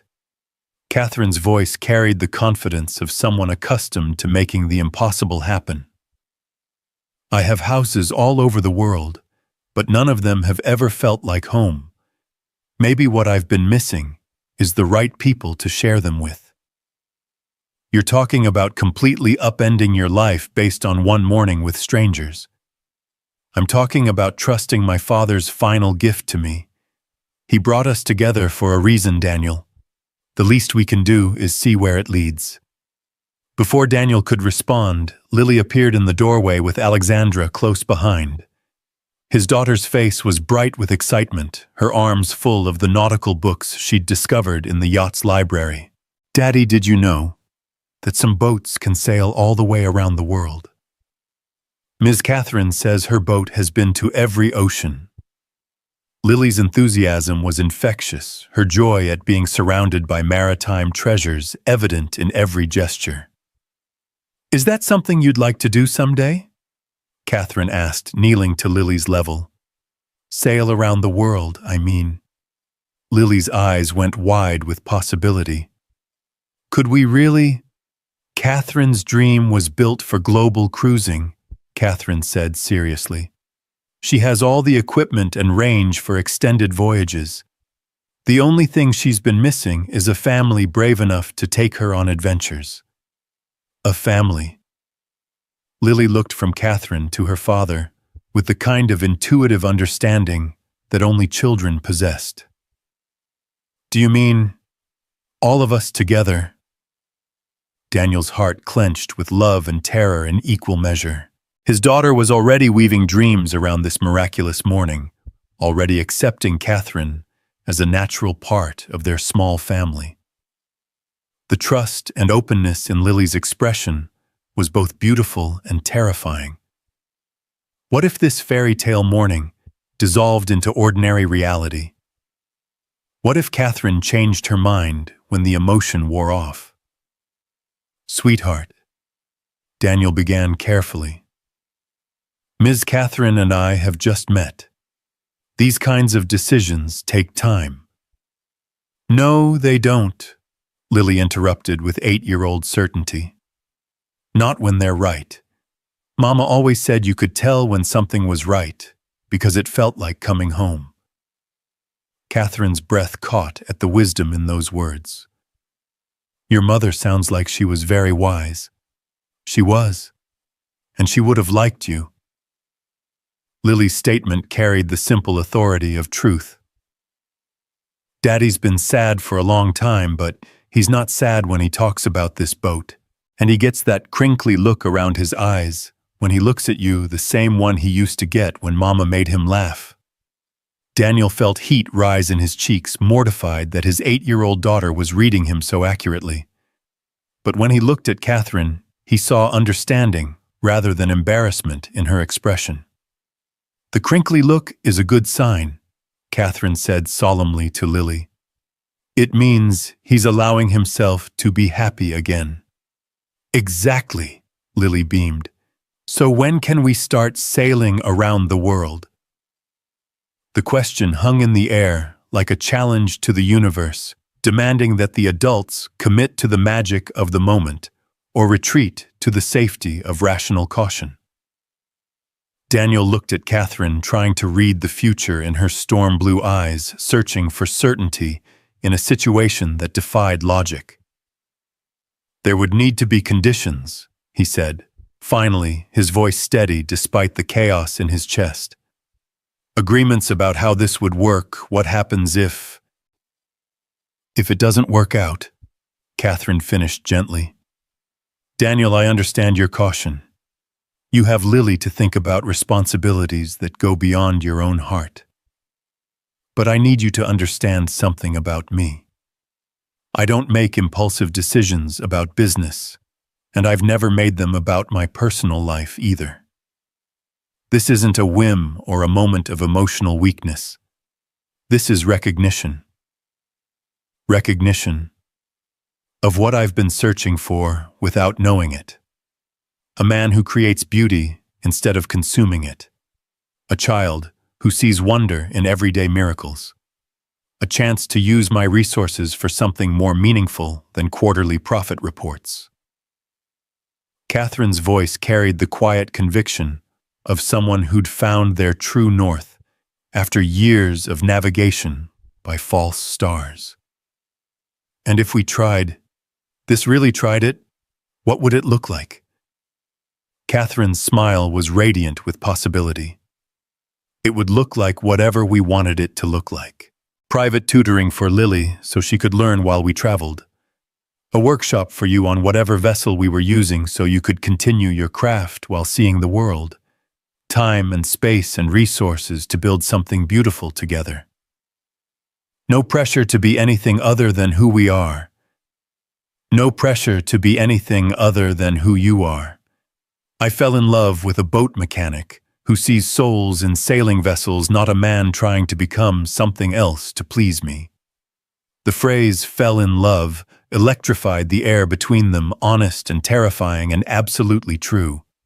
Daniel saw his future spreading out in two distinct directions, the safe path back to his ordinary life of small repairs and careful survival, or the impossible path toward adventure and love and dreams made manifest.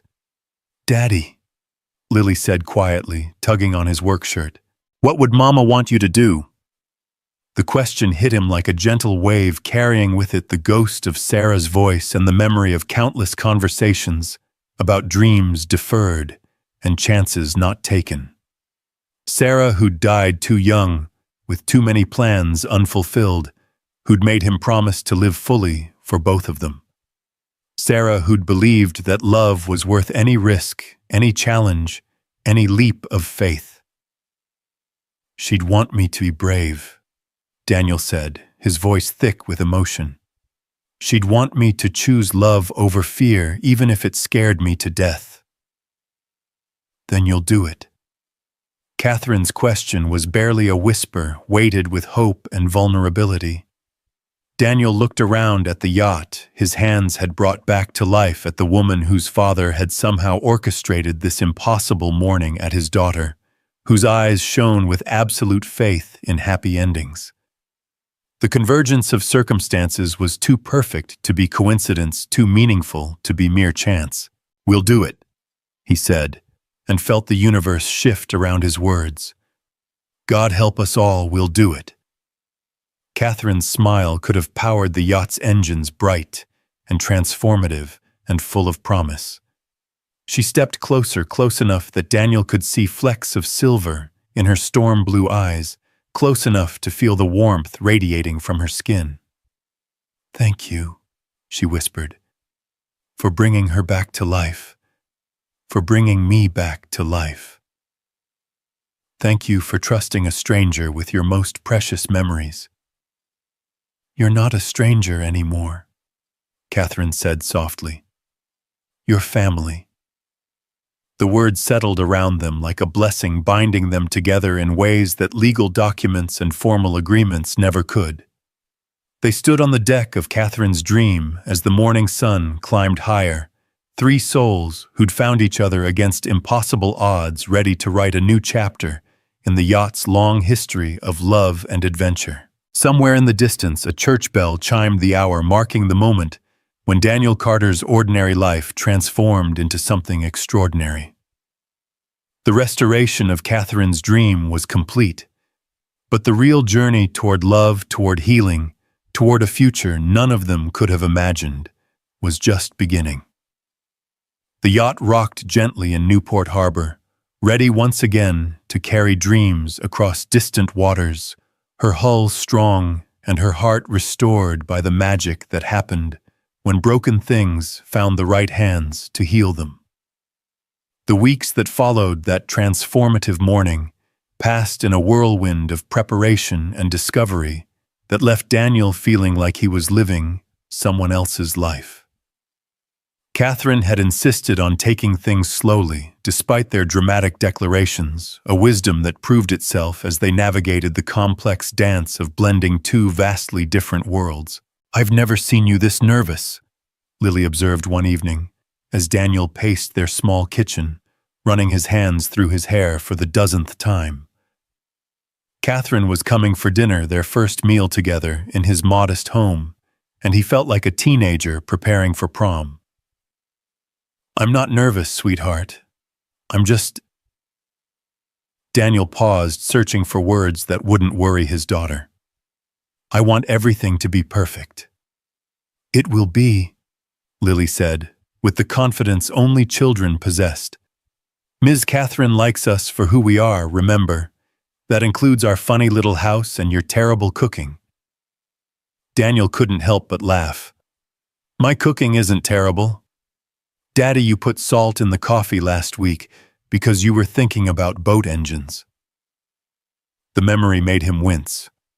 It was true his mind had been scattered lately, torn between the familiar rhythms of his old life and the impossible possibilities of his new one. Catherine had spent the previous 3 weeks slowly integrating herself into their world, appearing at the marina to watch him work, taking Lily for ice cream, while he finished difficult repairs, gradually becoming part of the fabric of their daily existence. But tonight felt different. Tonight, she was coming to their home, the small, weathered house where he and Sarah had built their life together, where Lily had taken her first steps, where every corner held memories of love and loss and the slow work of healing. Having Catherine in that space felt like introducing her to the deepest parts of himself. The knock on the door came precisely at 6 o'clock, and Daniel's heart performed an elaborate drum solo as he went to answer it. Catherine stood on his front porch holding a bottle of wine and a bouquet of wildflowers. But it was her smile that took his breath away, warm and genuine, and slightly nervous, as if she too understood the significance of this moment. "I wasn't sure what to bring," she said, offering the flowers. "The wine seemed too formal and chocolates felt presumptuous, so I settled on something that would make your home smell like summer." "They're perfect," Daniel said, accepting the bouquet and trying not to notice how their fingers brushed in the exchange. "Come in, please. Welcome to Carter Central Command." Catherine stepped into the small living room, and Daniel saw it through her eyes, the mismatched furniture that had been accumulated over years of careful budgeting, the family photos covering every available surface, the toys and books, and comfortable chaos of a home where a child was truly loved. If she found it lacking compared to her world of marble and mahogany, her expression didn't show it. "Oh, Daniel," she breathed, moving to examine the gallery of photographs. "This is beautiful." The pictures told the story of their family in frozen moments, Daniel and Sarah on their wedding day, young and radiant with hope. Lily as a baby, then a toddler, then the bright 8-year-old she was now. Vacations to modest beaches and camping trips in borrowed tents. Birthday parties and Christmas mornings and all the ordinary miracles that made up a life well lived. "That's Mama," Lily announced, appearing at Catherine's elbow to point at a photo of Sarah laughing on a boat, her blonde hair whipping in the wind. "She was pretty, right?" "She was gorgeous," Catherine agreed softly. "And she looks like she was happy." She was. Daddy made her laugh every day, even when she was sick. Lily's matter-of-fact delivery of this information made Daniel's chest tighten with familiar grief and pride. Catherine turned to look at him, her storm-blue eyes soft with understanding. "She raised an amazing daughter." "We both did," Daniel corrected gently. "Sarah just did most of the heavy lifting." Dinner was a revelation in controlled chaos. Daniel had attempted his signature dish, grilled salmon with roasted vegetables, and managed not to burn anything, which he considered a minor miracle. Catherine proved surprisingly adept at conversation, with an 8-year-old listening seriously to Lily's theories about marine biology and sharing stories about her own childhood adventures on the water. "Daddy says you've been on every ocean," Lily said between bites of salmon. "Which one was your favorite?" Catherine considered the question with the gravity it deserved. "The Mediterranean, I think, especially around the Greek islands. The water is so blue it doesn't look real, and the sunsets are like paintings come to life." "Could we go there on Catherine's dream?" "If your father agrees to my crazy plan, we absolutely could." Catherine's eyes met Daniel's across the small table. "Though I should warn you, I'm a terrible cook. We'd probably live on sandwiches and whatever fish your dad could catch." "That sounds perfect," Lily declared. "Daddy's really good at catching fish. He taught me how to tie flies and everything." As the evening progressed, Daniel found himself marveling at how naturally Catherine fit into their small domestic world. She helped clear dishes without being asked, listened to Lily's bedtime stories with genuine interest, and somehow managed to make their humble home feel warmer just by being in it. After Lily had been tucked into bed, Daniel and Catherine sat on the front porch with glasses of wine, watching the lights of Newport Harbor twinkle in the distance. The night air was soft and warm, carrying the scent of salt and possibility. "This is nice," Catherine said quietly, her voice content in a way Daniel had never heard before. "Different from your usual evenings. Completely different. Usually I'm in my Manhattan apartment working on my laptop until I fall asleep in my desk chair. Not exactly the stuff of fairy tales." Daniel studied her profile in the porch light, noting the lines of exhaustion around her eyes that expensive makeup couldn't quite hide. When was the last time you took a real vacation? Define real vacation. No work calls, no emails, no thinking about quarterly reports or board meetings, just being present in the moment. Catherine's laugh was rueful. I honestly can't remember. Maybe never. I went straight from boarding school to college to business school to running my father's company. There wasn't much time for frivolity. That's not frivolity, Catherine. That's living. She turned to face him fully, her expression serious. Is that what you think I need to learn how to live? I think you need to learn how to be happy, Daniel said gently. Real happiness, not just satisfaction from achievement, or the relief of surviving another crisis. The kind of happiness that comes from small moments and silly conversations and watching someone you love discover something wonderful. The kind of happiness you had with Sarah. The mention of his late wife didn't sting the way it once had. Time and Catherine's presence had softened the sharp edges of grief, transforming it into something more like gentle melancholy. Yes, Daniel said simply. The kind we built together day by day, choice by choice. And you think we could build that, you and me and Lily? I think we're already building it. Daniel reached for her hand, marveling at how perfectly her fingers fit between his. Every evening like this, every shared meal, every moment when you make Lily laugh, we're creating something new. Catherine's smile was luminous in the soft light. I never thought I wanted a family.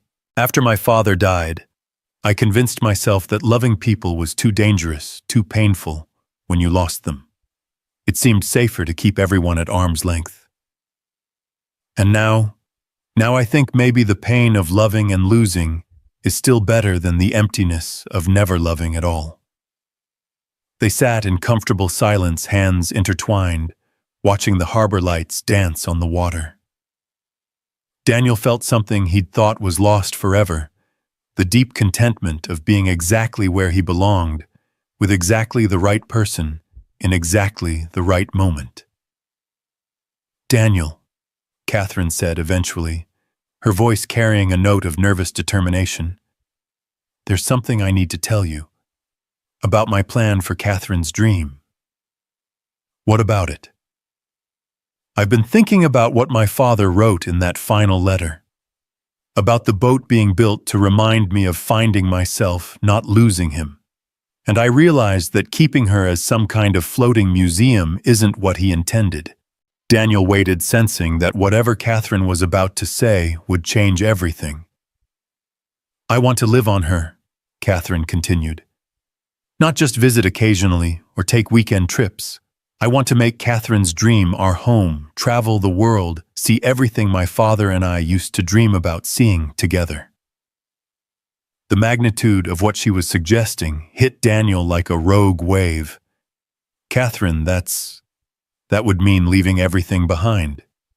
Your company, your responsibilities. I've already started making arrangements. Delegating authority, setting up systems that will let me run Thompson Maritime remotely. It turns out most of what I do can be done from anywhere with a satellite internet connection. But your life, your career, my career will survive. My life, well, that's what I'm trying to save. Catherine turned to face him fully, her eyes bright with passion and determination. Daniel, I've spent 15 years building walls around my heart, convincing myself that success and control were enough. But they're not enough. They're not even close to enough. Daniel felt the earth shifting beneath his feet, the careful stability he'd built since Sarah's death threatening to crumble under the weight of possibility. What about Lily's school? Her friends? Private tutoring while we travel, the best education money can buy. And friends, she'll make friends all over the world. Children who speak different languages, who have different perspectives, who will teach her that the world is vast and beautiful and full of wonders. You've really thought this through. I've thought about nothing else for 3 weeks. Catherine's voice carried the conviction of someone who'd found their true purpose. Daniel, I'm 35 years old, and I've never felt truly alive except for the time I spent on the water with my father. These past few weeks with you and Lily watching you work, sharing meals, just being present in simple moments, it's like I'm finally remembering who I used to be. The confession hung between them like a bridge waiting to be crossed. Daniel could see the future she was offering, adventure and love, and a life beyond anything he'd ever imagined. But he could also see the risks, the ways such a dramatic change could go catastrophically wrong.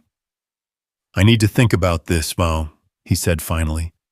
Talk to Lily, make sure she understands what it would mean. Of course. Take all the time you need. But Daniel, Catherine squeezed his hand gently. Don't let fear make this decision for you. Don't let the possibility of loss prevent you from embracing the possibility of joy. The conversation was interrupted by the sound of Lily's bedroom window sliding open above them. Daniel looked up to see his daughter's face pressed against the screen, her hair mussed with sleep. Daddy, is Ms. Catherine still here? I'm here, sweetheart, Catherine called softly. Are you okay?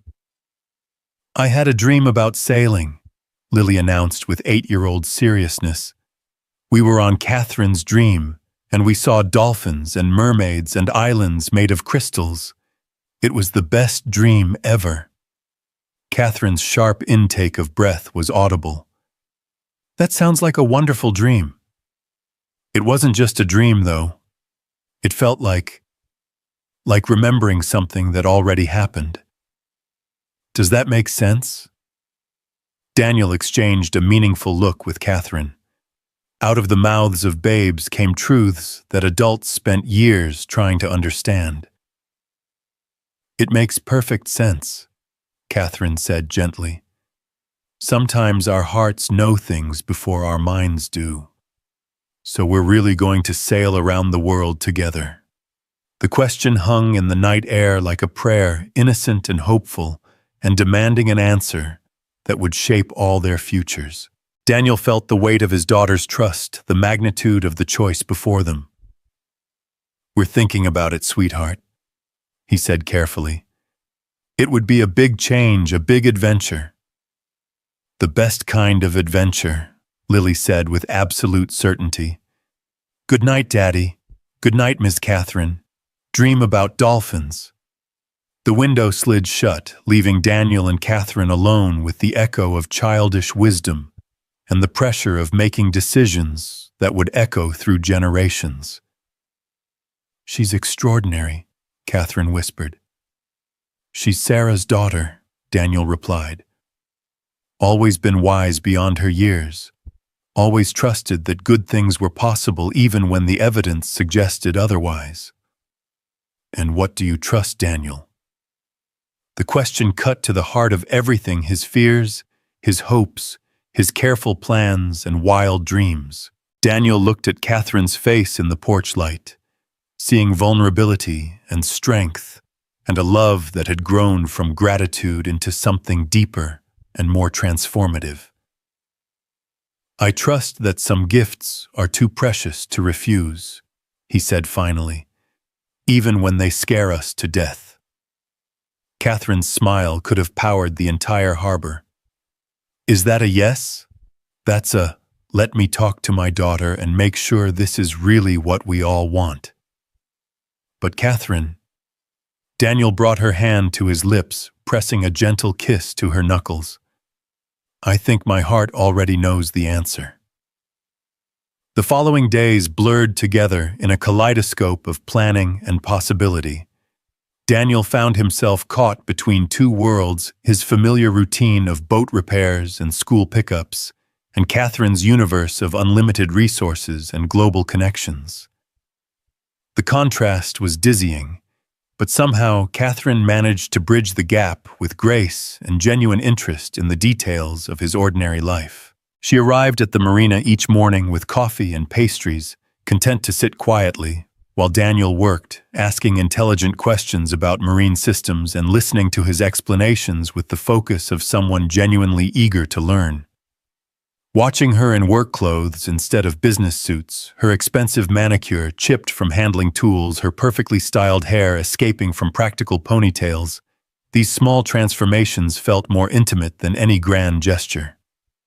"You don't have to do this," Daniel said one afternoon as Catherine handed him a wrench, with the casual competence of someone who'd been around boats her entire life. "Do what? Pretend to be interested in carburetor maintenance just to spend time with me." Catherine's laugh was bright and genuine. "Daniel Carter, I spent the first 16 years of my life on boats. I know more about marine engines than most people know about their own cars. I'm not pretending anything." "Then why the business suits and boardroom persona?" "Because I spent 15 years pretending to be someone else. Someone who didn't need the smell of salt air and the feel of a deck rolling beneath her feet. Someone who could find satisfaction in profit margins instead of perfect sunsets." Catherine wiped her hands on a shop rag, her expression thoughtful. "Turns out I'm a much better actress than I thought." That evening, Daniel made his decision. He found Lily in her bedroom surrounded by books about marine biology and world geography research for their potential adventure that she'd undertaken with typical 8-year-old thoroughness. "Sweetheart, we need to have a serious talk about Ms. Catherine's idea." Lily looked up from a picture book about coral reefs, her green eyes bright with attention. "About sailing around the world. About leaving everything we know behind. Our house, your school, your friends, the life we've built here." Daniel sat on the edge of her bed searching for words that would convey the magnitude of the choice without frightening her. It would mean trading everything familiar for something completely unknown. "But we'd be together, right? You and me and Ms. Catherine. Yes, we'd be together. And we'd see amazing places and learn about different cultures and maybe swim with dolphins." "Probably all of those things." Lily considered this with the seriousness she brought to all important matters. "Daddy, remember what Mama used to say about life being an adventure?" Daniel's throat tightened with memory. Sarah had indeed believed that life was meant to be lived boldly, that security was less important than growth, that love was always worth the risk. She said that adventures were what happened when you stopped being afraid of what might go wrong and started being excited about what might go right. Lily continued, her 8-year-old voice carrying wisdom beyond her years. "And what do you think, sweetheart? What feels right to you? I think Mama would want us to choose the adventure. I think she'd want you to be happy again. Really happy, not just okay, getting by happy." Lily reached for his hand with small fingers that had grown strong from helping around the marina. "And I think Ms. Catherine needs us to help her remember how to be a kid sometimes." The observation was so astute it took Daniel's breath away.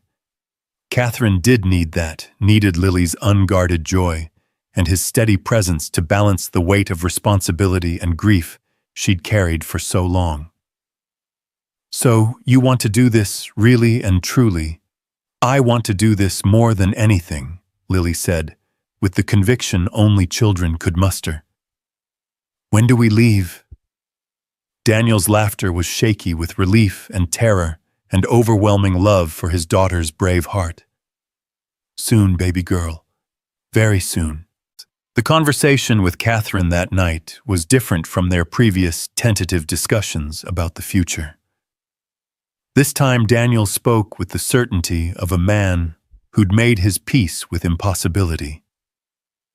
"We're in," he said simply, as they walked along the harbor's edge under a canopy of stars. Catherine stopped walking, turning to face him with eyes that reflected the harbor lights like captured constellations. "Really, both of you? Both of us? Lily's already started planning which books to pack, and I've been thinking about what equipment I'll need to set up a mobile workshop aboard Catherine's Dream." Catherine's smile was radiant, transformative, beautiful enough to stop traffic, and bright enough to power small cities. Daniel, I can't believe we're actually... Her words dissolved into tears of joy and relief, and Daniel found himself holding her close, breathing in the scent of her hair, and feeling the rapid beat of her heart against his chest. This was real. This impossible, beautiful, terrifying thing they were building together was actually happening. When? Catherine whispered against his shoulder. Lily finishes the school year in 3 weeks. After that, we're yours. Not mine, Catherine corrected, pulling back to look into his eyes. Ours. We're building something together, remember? The distinction mattered more than Daniel could express. This wasn't about Catherine swooping in to rescue them from their ordinary life. It was about 3 people choosing to create something extraordinary together. The final weeks of preparation passed in a blur of logistics and emotions. Daniel sold his workshop to Frank Kowalski, the shipyard's senior rigger who promised to maintain the Carter family tradition of excellence. The small house that had sheltered their family through joy and sorrow was rented to a young couple expecting their first child, a symmetry that felt like blessing from the universe. Lily's classmates threw her a farewell party that was equal parts celebration and lamentation. 8-year-olds possessed an enviable ability to process major life changes with excitement rather than anxiety, and Lily basked in the attention of being the kid who was sailing around the world. "Promise you'll send postcards from everywhere," her best friend Emma demanded during the party. "I promise. And when we come back, I'll teach you all the sailor knots I learned." "When will you come back?" Lily looked across the room at her father and Catherine, who were deep in conversation with other parents about educational requirements and safety protocols. "I don't know exactly, but I know we will because this is still home. It's just not the only home anymore." The wisdom in that statement struck Daniel like lightning. Home wasn't a place, it was the people you loved and chose to build a life with. Catherine's dream would be their floating home, but Newport would always be the harbor they returned to. On their final night in the house, Daniel and Lily packed the last of their belongings, while Catherine helped organize books and toys and the accumulated treasures of 8 years of childhood. The rooms that had once been full of life now echoed with emptiness, but instead of sadness, Daniel felt anticipation. "Are you scared, Daddy?" Lily asked as they shared one last bedtime story in her empty bedroom. "Terrified," Daniel admitted honestly, "but also excited. Sometimes the best things in life require us to be brave even when we're scared." "Ms. Catherine is scared too, I can tell." "How can you tell?" "She gets that line between her eyebrows when she's thinking about something that worries her. But then she looks at us and the line goes away." Lily snuggled closer to her father in the sleeping bag they'd spread on the floor. "I think we make her feel brave. I think we make each other feel brave." The next morning dawned clear and bright, perfect sailing weather for the beginning of their adventure. Catherine's dream sat at the pier, looking magnificent in the early light, her hull gleaming white as fresh snow, her bright work sparkling like jewelry, every line and curve speaking of grace and seaworthiness. The yacht's interior had been modified for long-term living. Daniel's workshop, installed in the former crew quarters, Lily's schoolroom set up in the library. Catherine's office equipped with satellite communications that would keep her connected to her business empire. But the modifications had been done with sensitivity to the yacht's character, honoring her heritage while adapting her for their new life. As they prepared to cast off, a small crowd gathered on the pier to see them off. Frank Kowalski and the other marina workers, Lily's classmates and teachers, neighbors who'd become family over the years of shared joys and sorrows. Alexandra stood at the edge of the crowd, her professional composure cracked by genuine emotion. "Take care of each other," she called as Daniel started the engines with the smooth competence of a man born to handle beautiful boats. "Take care of her," Catherine called back, gesturing toward the harbor that had been her father's favorite refuge, and now theirs as well. As Catherine's dream pulled away from the pier, Daniel felt the familiar thrill of a vessel coming alive beneath his hands. The yacht moved through the water with the grace her designers had intended, every system performing flawlessly, every detail reflecting the love and skill that had brought her back to life. But it was the sight of Catherine and Lily at the bow, their faces bright with excitement and wonder, that made this departure feel like a beginning rather than an ending. Catherine pointed out landmarks to Lily, sharing stories of her childhood adventures, while Lily asked questions with the boundless curiosity that had always made her father proud. As Newport Harbor fell away behind them and the open ocean beckoned ahead, Daniel felt Sarah's presence like a blessing on the wind. She would have loved this moment, the courage it represented, the love that had made it possible, the faith in the future that had overcome fear of the unknown. "Where to, Captain?" Catherine called from the bow, her voice carried on the salt breeze that had guided mariners for centuries.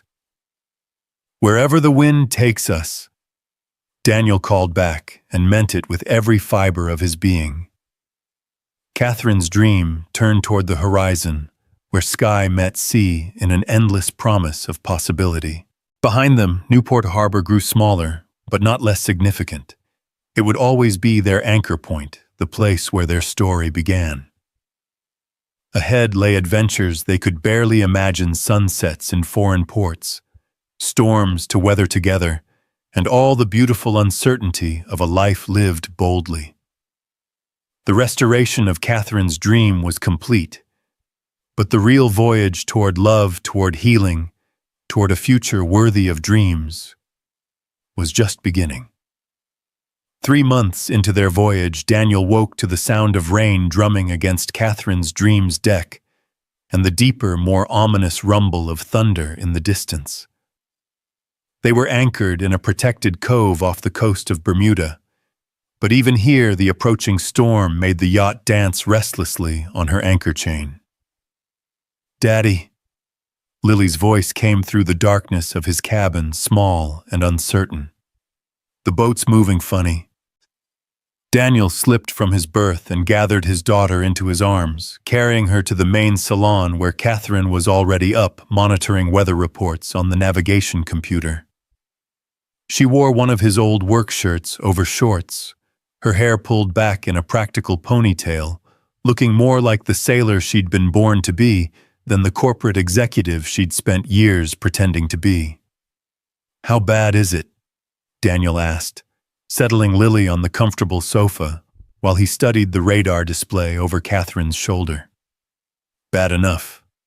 We've got a significant weather system moving through 60-knot winds, heavy seas, the works. But we're in good holding ground here, and Catherine's dream was built to handle much worse than this." Daniel felt a familiar flutter of anxiety mixed with anticipation. This would be their first real test as a crew, their first chance to see how the three of them functioned under pressure. The past months had been mostly fair weather sailing, long days of gentle breezes and calm seas, perfect conditions for learning to live and work together on the water. "Are we going to be okay?" Lily asked, her voice steady despite the worry in her eyes. "We're going to be fine," Daniel said, with the confidence of a man who'd weathered countless storms. This boat was designed by people who understood the sea's moods. She'll take care of us if we take care of her. As if to test his words, a particularly strong gust of wind shrieked through the rigging, causing Catherine's dream to heel slightly as she tugged against her anchor. But the yacht's motion was controlled, purposeful, the behavior of a vessel designed to dance with the sea rather than fight it. "I should check the anchor," Daniel said, already moving toward his foul weather gear. We should check the anchor, Catherine corrected, reaching for her own rain jacket. We're a team, remember? Lily looked between them with the wisdom of someone who'd learned to read adult emotions with surgical precision. Can I help too? You can help by staying safe and dry in here, Daniel said gently. But you can also be our communications officer, watch the radio, keep track of weather updates, let us know if anything important comes through. The responsibility made Lily straighten with pride. I can do that. I know all the radio protocols you taught me. Outside, the storm was building with the inexorable power that made sailors both respect and fear the sea. Rain lashed the deck in horizontal sheets, and the wind howled through the rigging with a voice that seemed almost alive. But Catherine's dream held steady, her anchor buried deep in the sandy bottom, her hull cutting through the waves with the grace her designers had built into every line. Daniel and Catherine worked together with the fluid efficiency they'd developed over months of shared challenges. She handled the windlass controls while he dove beneath the surface to check the anchor's set, their movements coordinated by trust and experience rather than shouted commands that the wind would steal anyway. She's holding perfectly, Daniel reported as they retreated to the cockpit, both soaked to the skin, but grinning with the exhilaration that came from working with forces beyond human control. Your father built her well, Catherine shouted over the wind.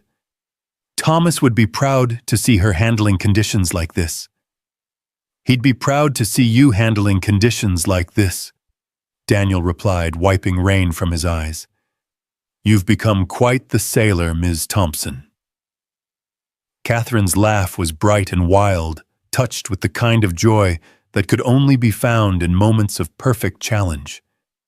I had good teachers, both of them. They spent the next 4 hours monitoring the storm's progress, taking turns on watch while the other rested. It was a long, wild night that tested every system on the yacht and every skill they'd developed as a crew. But Catherine's dream rose to meet each challenge with the resilience her builders had designed into her bones, and her human crew found rhythms of cooperation that felt as natural as breathing. When dawn finally broke through the dissipating storm clouds, they found themselves in a world washed clean and sparkling. The sea had settled into long, regular swells that rocked the yacht gently, and the air tasted of salt and possibility. We did it, Lily announced with quiet satisfaction as they shared breakfast in the salon, watching the sunrise paint the water gold and pink. We survived our first real storm. We more than survived, Catherine said, reaching across the table to squeeze Lily's hand. We thrived. We worked together like we've been doing this for years instead of months. Daniel felt a deep contentment settle in his chest as he watched his two favorite people in the world. The storm had indeed been a test, but not just of their seamanship or the yacht's seaworthiness.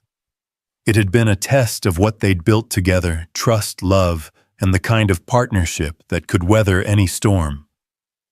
So where to now? He asked, studying the chart spread across the table. We've got the whole world ahead of us. Greece, Catherine said immediately. I want Lily to see the islands where I fell in love with sailing. I want to show you both the places my father and I dreamed about visiting together. And after Greece? Lily asked, tracing their potential route with her finger. Wherever the wind takes us, Catherine replied, echoing the words Daniel had spoken when they left Newport. That's the beauty of this life we can follow. Our curiosity chase perfect weather, discover places we never knew existed. The next 6 months proved the wisdom of that philosophy. They sailed through the Mediterranean like explorers from an earlier age, stopping in tiny fishing villages where time seemed to move at the speed of tides rather than clocks. Lily learned to speak basic Greek from fishermen's children, studied marine biology in crystal-clear waters teeming with life, and developed the kind of confidence that came from discovering she could adapt to any situation. Catherine blossomed in ways that astonished them all. The tense, controlled executive gradually gave way to someone more elemental, a woman who woke with the sun, who could read weather patterns in cloud formations, who found deep satisfaction in the simple rituals of shipboard life. She still managed her business empire through satellite communications, but those responsibilities became background music to the symphony of their sailing life. For Daniel, each day brought the profound satisfaction of watching his carefully restored yacht perform exactly as her designers had intended. Catherine's dream carried them across thousands of miles, with grace and reliability, her systems functioning flawlessly, her comfort and safety never compromised. But more than that, she became a floating home in the truest sense, a place where love lived and grew and transformed three separate souls into a family. The real test of their new life came not from external storms, but from internal weather. 6 months into their voyage, as they sailed through the Greek islands under perfect Mediterranean skies, Catherine received news that threatened to shatter their carefully constructed paradise. "Thompson Maritime is in trouble," she announced after a particularly long satellite phone conversation with her board of directors. Her face was pale, etched with the kind of stress they hadn't seen since leaving Newport. Daniel looked up from the navigation chart he'd been updating, immediately alert to the tension in her voice. "What kind of trouble?" "The kind that could destroy everything my father built. Our biggest competitor has been systematically undermining our contracts while I've been away. They're claiming I've abandoned my responsibilities, that Thompson Maritime lacks leadership." Lily, who'd been quietly working on her mathematics lessons at the salon table, looked up with the intuitive understanding that had always made her seem older than her years. "Does that mean we have to go back?" The question hung in the air like morning mist, beautiful and fragile and threatening to dissipate under the harsh light of reality. Catherine stared out at the azure waters that had become their world, her expression a battlefield between duty and desire. "I don't know," she said finally. "Maybe. The board wants me to return immediately to take active control before we lose any more ground." Daniel felt the familiar cold grip of impending loss, the same sensation he'd experienced when watching Sarah slip away one day at a time. But this loss would be different, not inevitable like cancer, but chosen, traded for the sake of corporate responsibility and inherited obligation. "What do you want to do?" he asked, though he was afraid of the answer. Catherine was quiet for a long moment, her storm-blue eyes reflecting depths of conflict that had nothing to do with weather. 3 years ago, I would have already been packing. Duty before everything else, responsibility before happiness, the company's needs before my own. And now I've remembered what it feels like to be truly alive. I've learned that love is worth more than any quarterly profit report, that watching Lily discover the world is more satisfying than any board meeting, that feeling your arms around me at sunset is better than any corporate victory. Daniel's heart hammered against his ribs as he processed the implications of her words. "Are you saying what I think you're saying?" "I'm saying that my father didn't build Thompson Maritime just to build a business empire. He built it to create a legacy that would outlast him, to provide security and opportunity for future generations. But what kind of legacy is worth sacrificing the very things that make life meaningful?" Catherine moved to the chart table where Daniel stood, her hands finding his, with the surety of someone who'd discovered her true north. "I'm saying that I choose this. I choose us. I choose the life we've built together over the life I inherited. But the company, your responsibilities, can be managed by people I trust, guided by principles I establish, monitored through the same technology that's kept me connected all these months." Catherine's voice carried the certainty of someone who'd wrestled with angels and won. I'm not abandoning Thompson Maritime.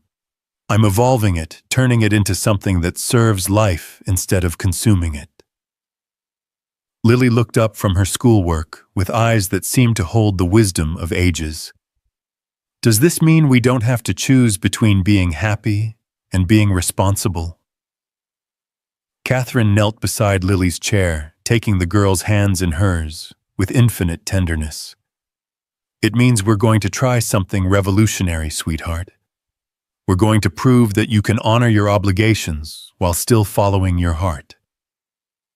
The decision transformed everything and nothing.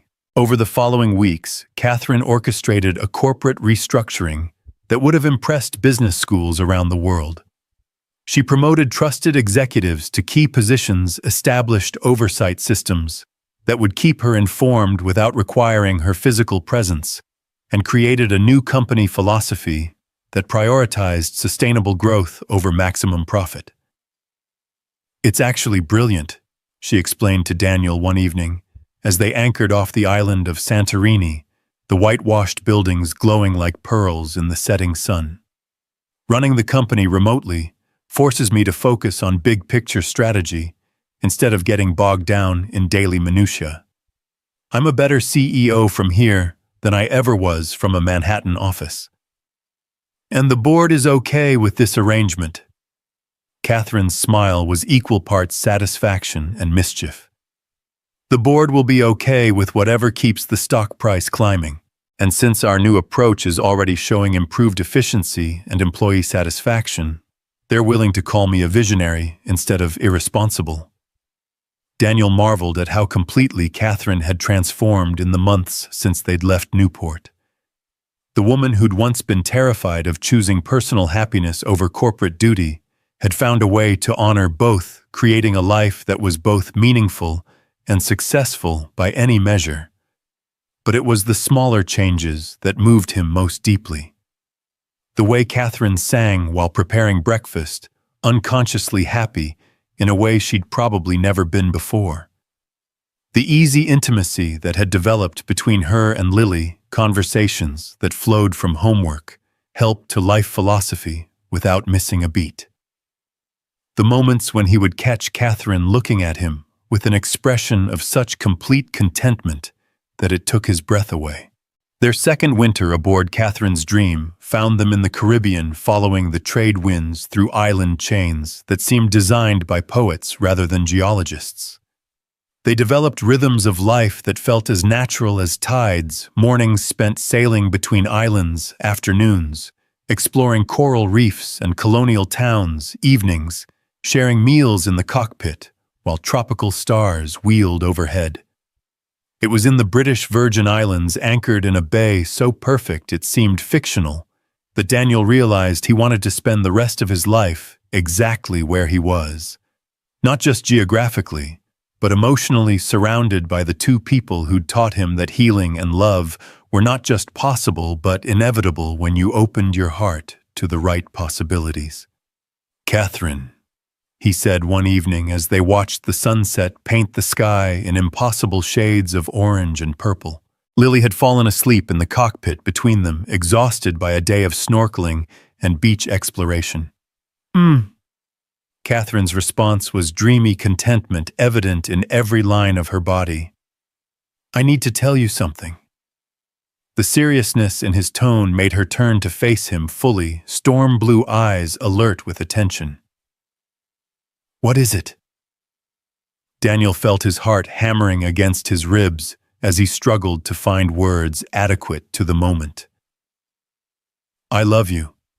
Not just grateful for what you've given us, love, or comfortable companionship love. I mean bone-deep, soul-stirring, can't imagine life without you love." Catherine's smile was radiant enough to rival the Caribbean sunset. "Daniel Carter, I've been waiting months for you to say that. You have. I've been in love with you since that first morning on the yacht, when you tried to explain how you'd listened to her memories to know what she needed. But I was afraid to say at first, afraid you might think I was just grateful, or caught up in the adventure of it all.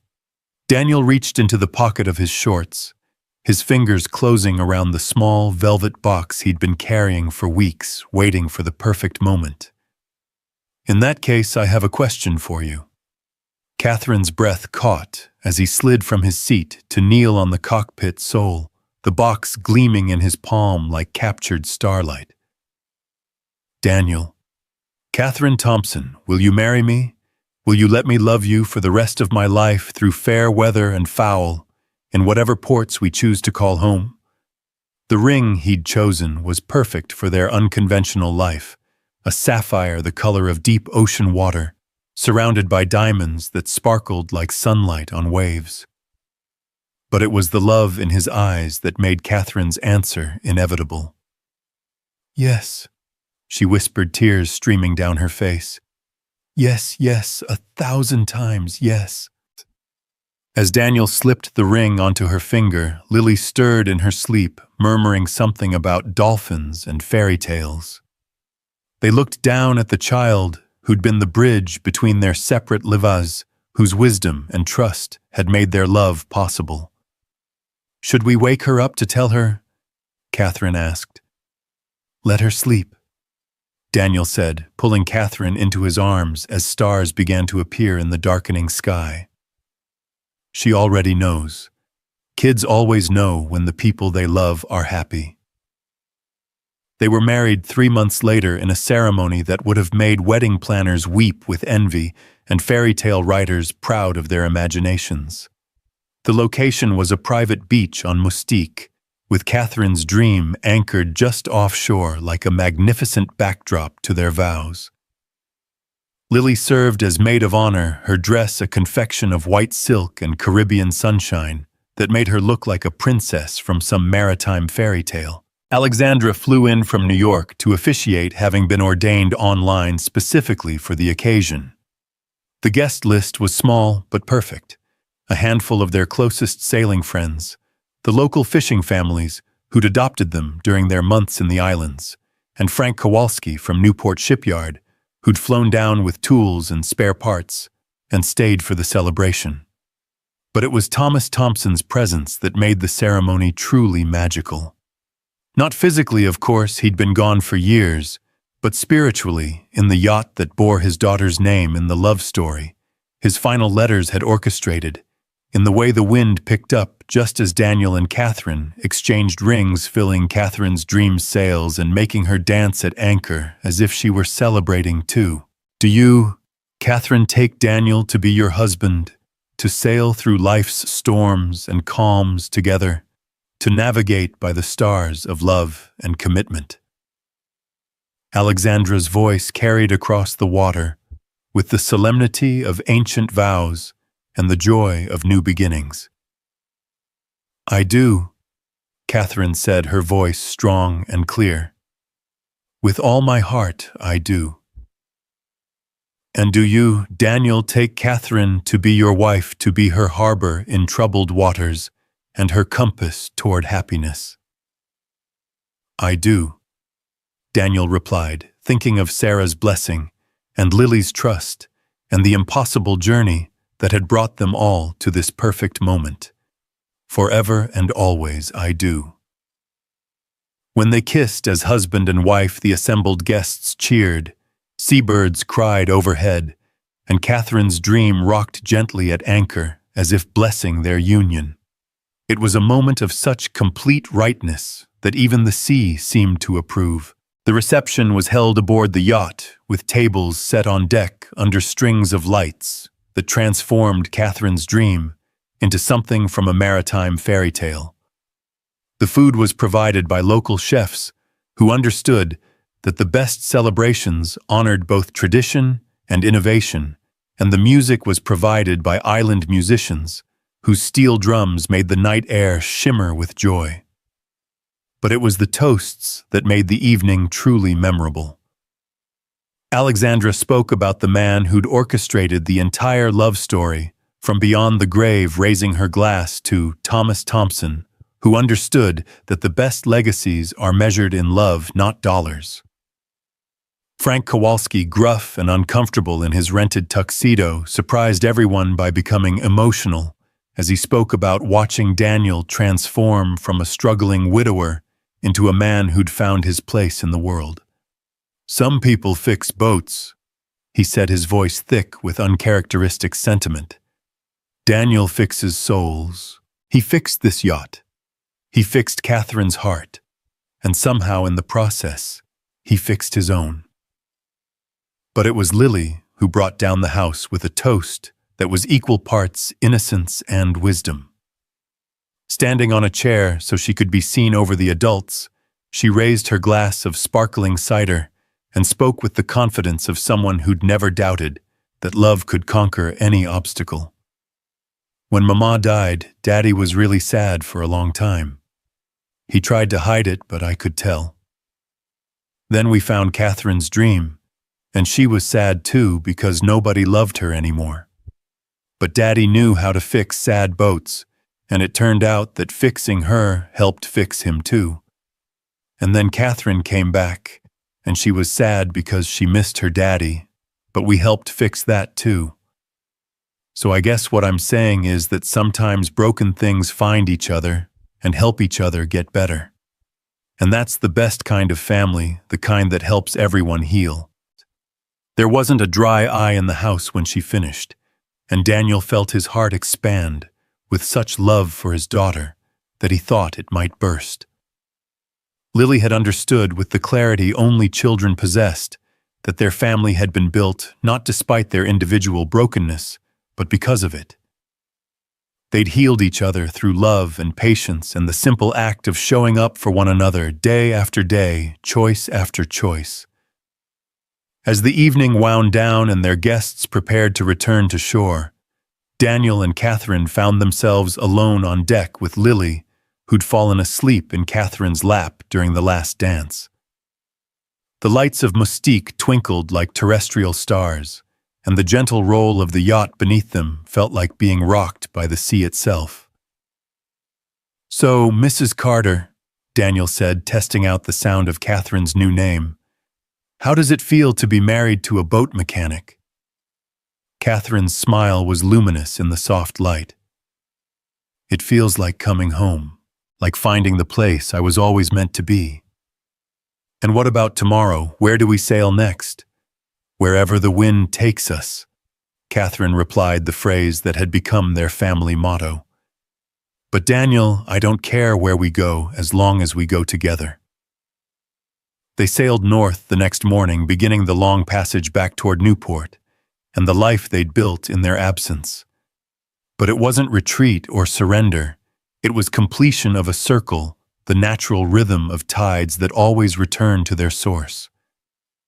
The year they'd spent circumnavigating not just oceans, but the landscape of the human heart, had transformed them all in ways both subtle and profound. Lily had grown from a bright 8-year-old into a confident 9-year-old who spoke 3 languages and could navigate by the stars. Catherine had evolved from a grief-stricken executive into a woman who'd learned to balance responsibility with joy, duty with dreams. And Daniel had healed from the devastating loss of his first love into someone capable of embracing a second chance at happiness.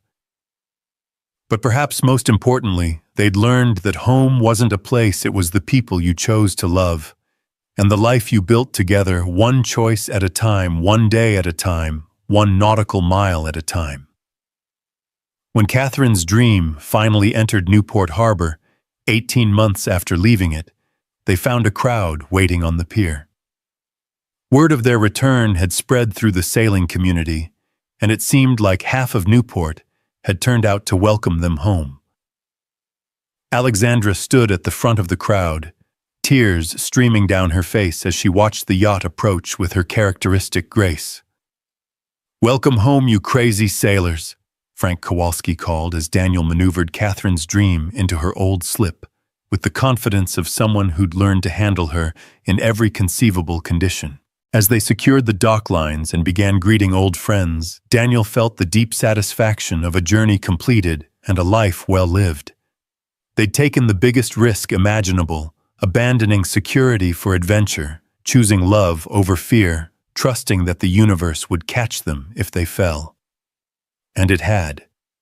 They'd found not just romance but partnership, not just adventure, but meaning, not just happiness, but the kind of bone-deep contentment that came from living authentically.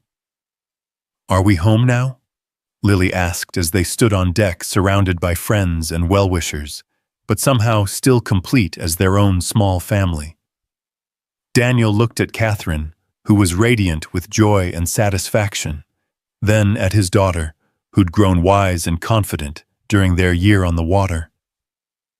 "We've been home all along, sweetheart. Home is wherever we are as long as we're together." And Catherine's dream. "She'll always be our home too, our floating sanctuary, our gateway to adventure, our reminder that beautiful things can be brought back to life with patience and love." As the celebration continued around them, Daniel thought about Thomas Thompson's final letter, the one that had somehow predicted this exact moment. The man who'd built this yacht as a monument to his love for his daughter had succeeded beyond his wildest dreams. Catherine's dream hadn't just been restored to her original glory, she'd been transformed into something even more precious, the vessel that carried a new family toward whatever adventures awaited them. The yacht rocked gently at her dock, her bright work gleaming in the late afternoon sun, her name visible in elegant gold script across her stern. Catherine's dream no longer a reminder of loss, but a celebration of love found, love restored, love that could survive any storm and find its way home across any ocean. As the sun set over Newport Harbor, painting the sky in shades of orange and pink that would have made the Caribbean jealous, Daniel Carter stood with his arms around his wife and daughter, knowing with absolute certainty that some dreams are worth waiting a lifetime to achieve, and some love stories are beautiful enough to justify every broken heart that came before them. The restoration was complete. The dream was real, and the greatest adventure was just beginning.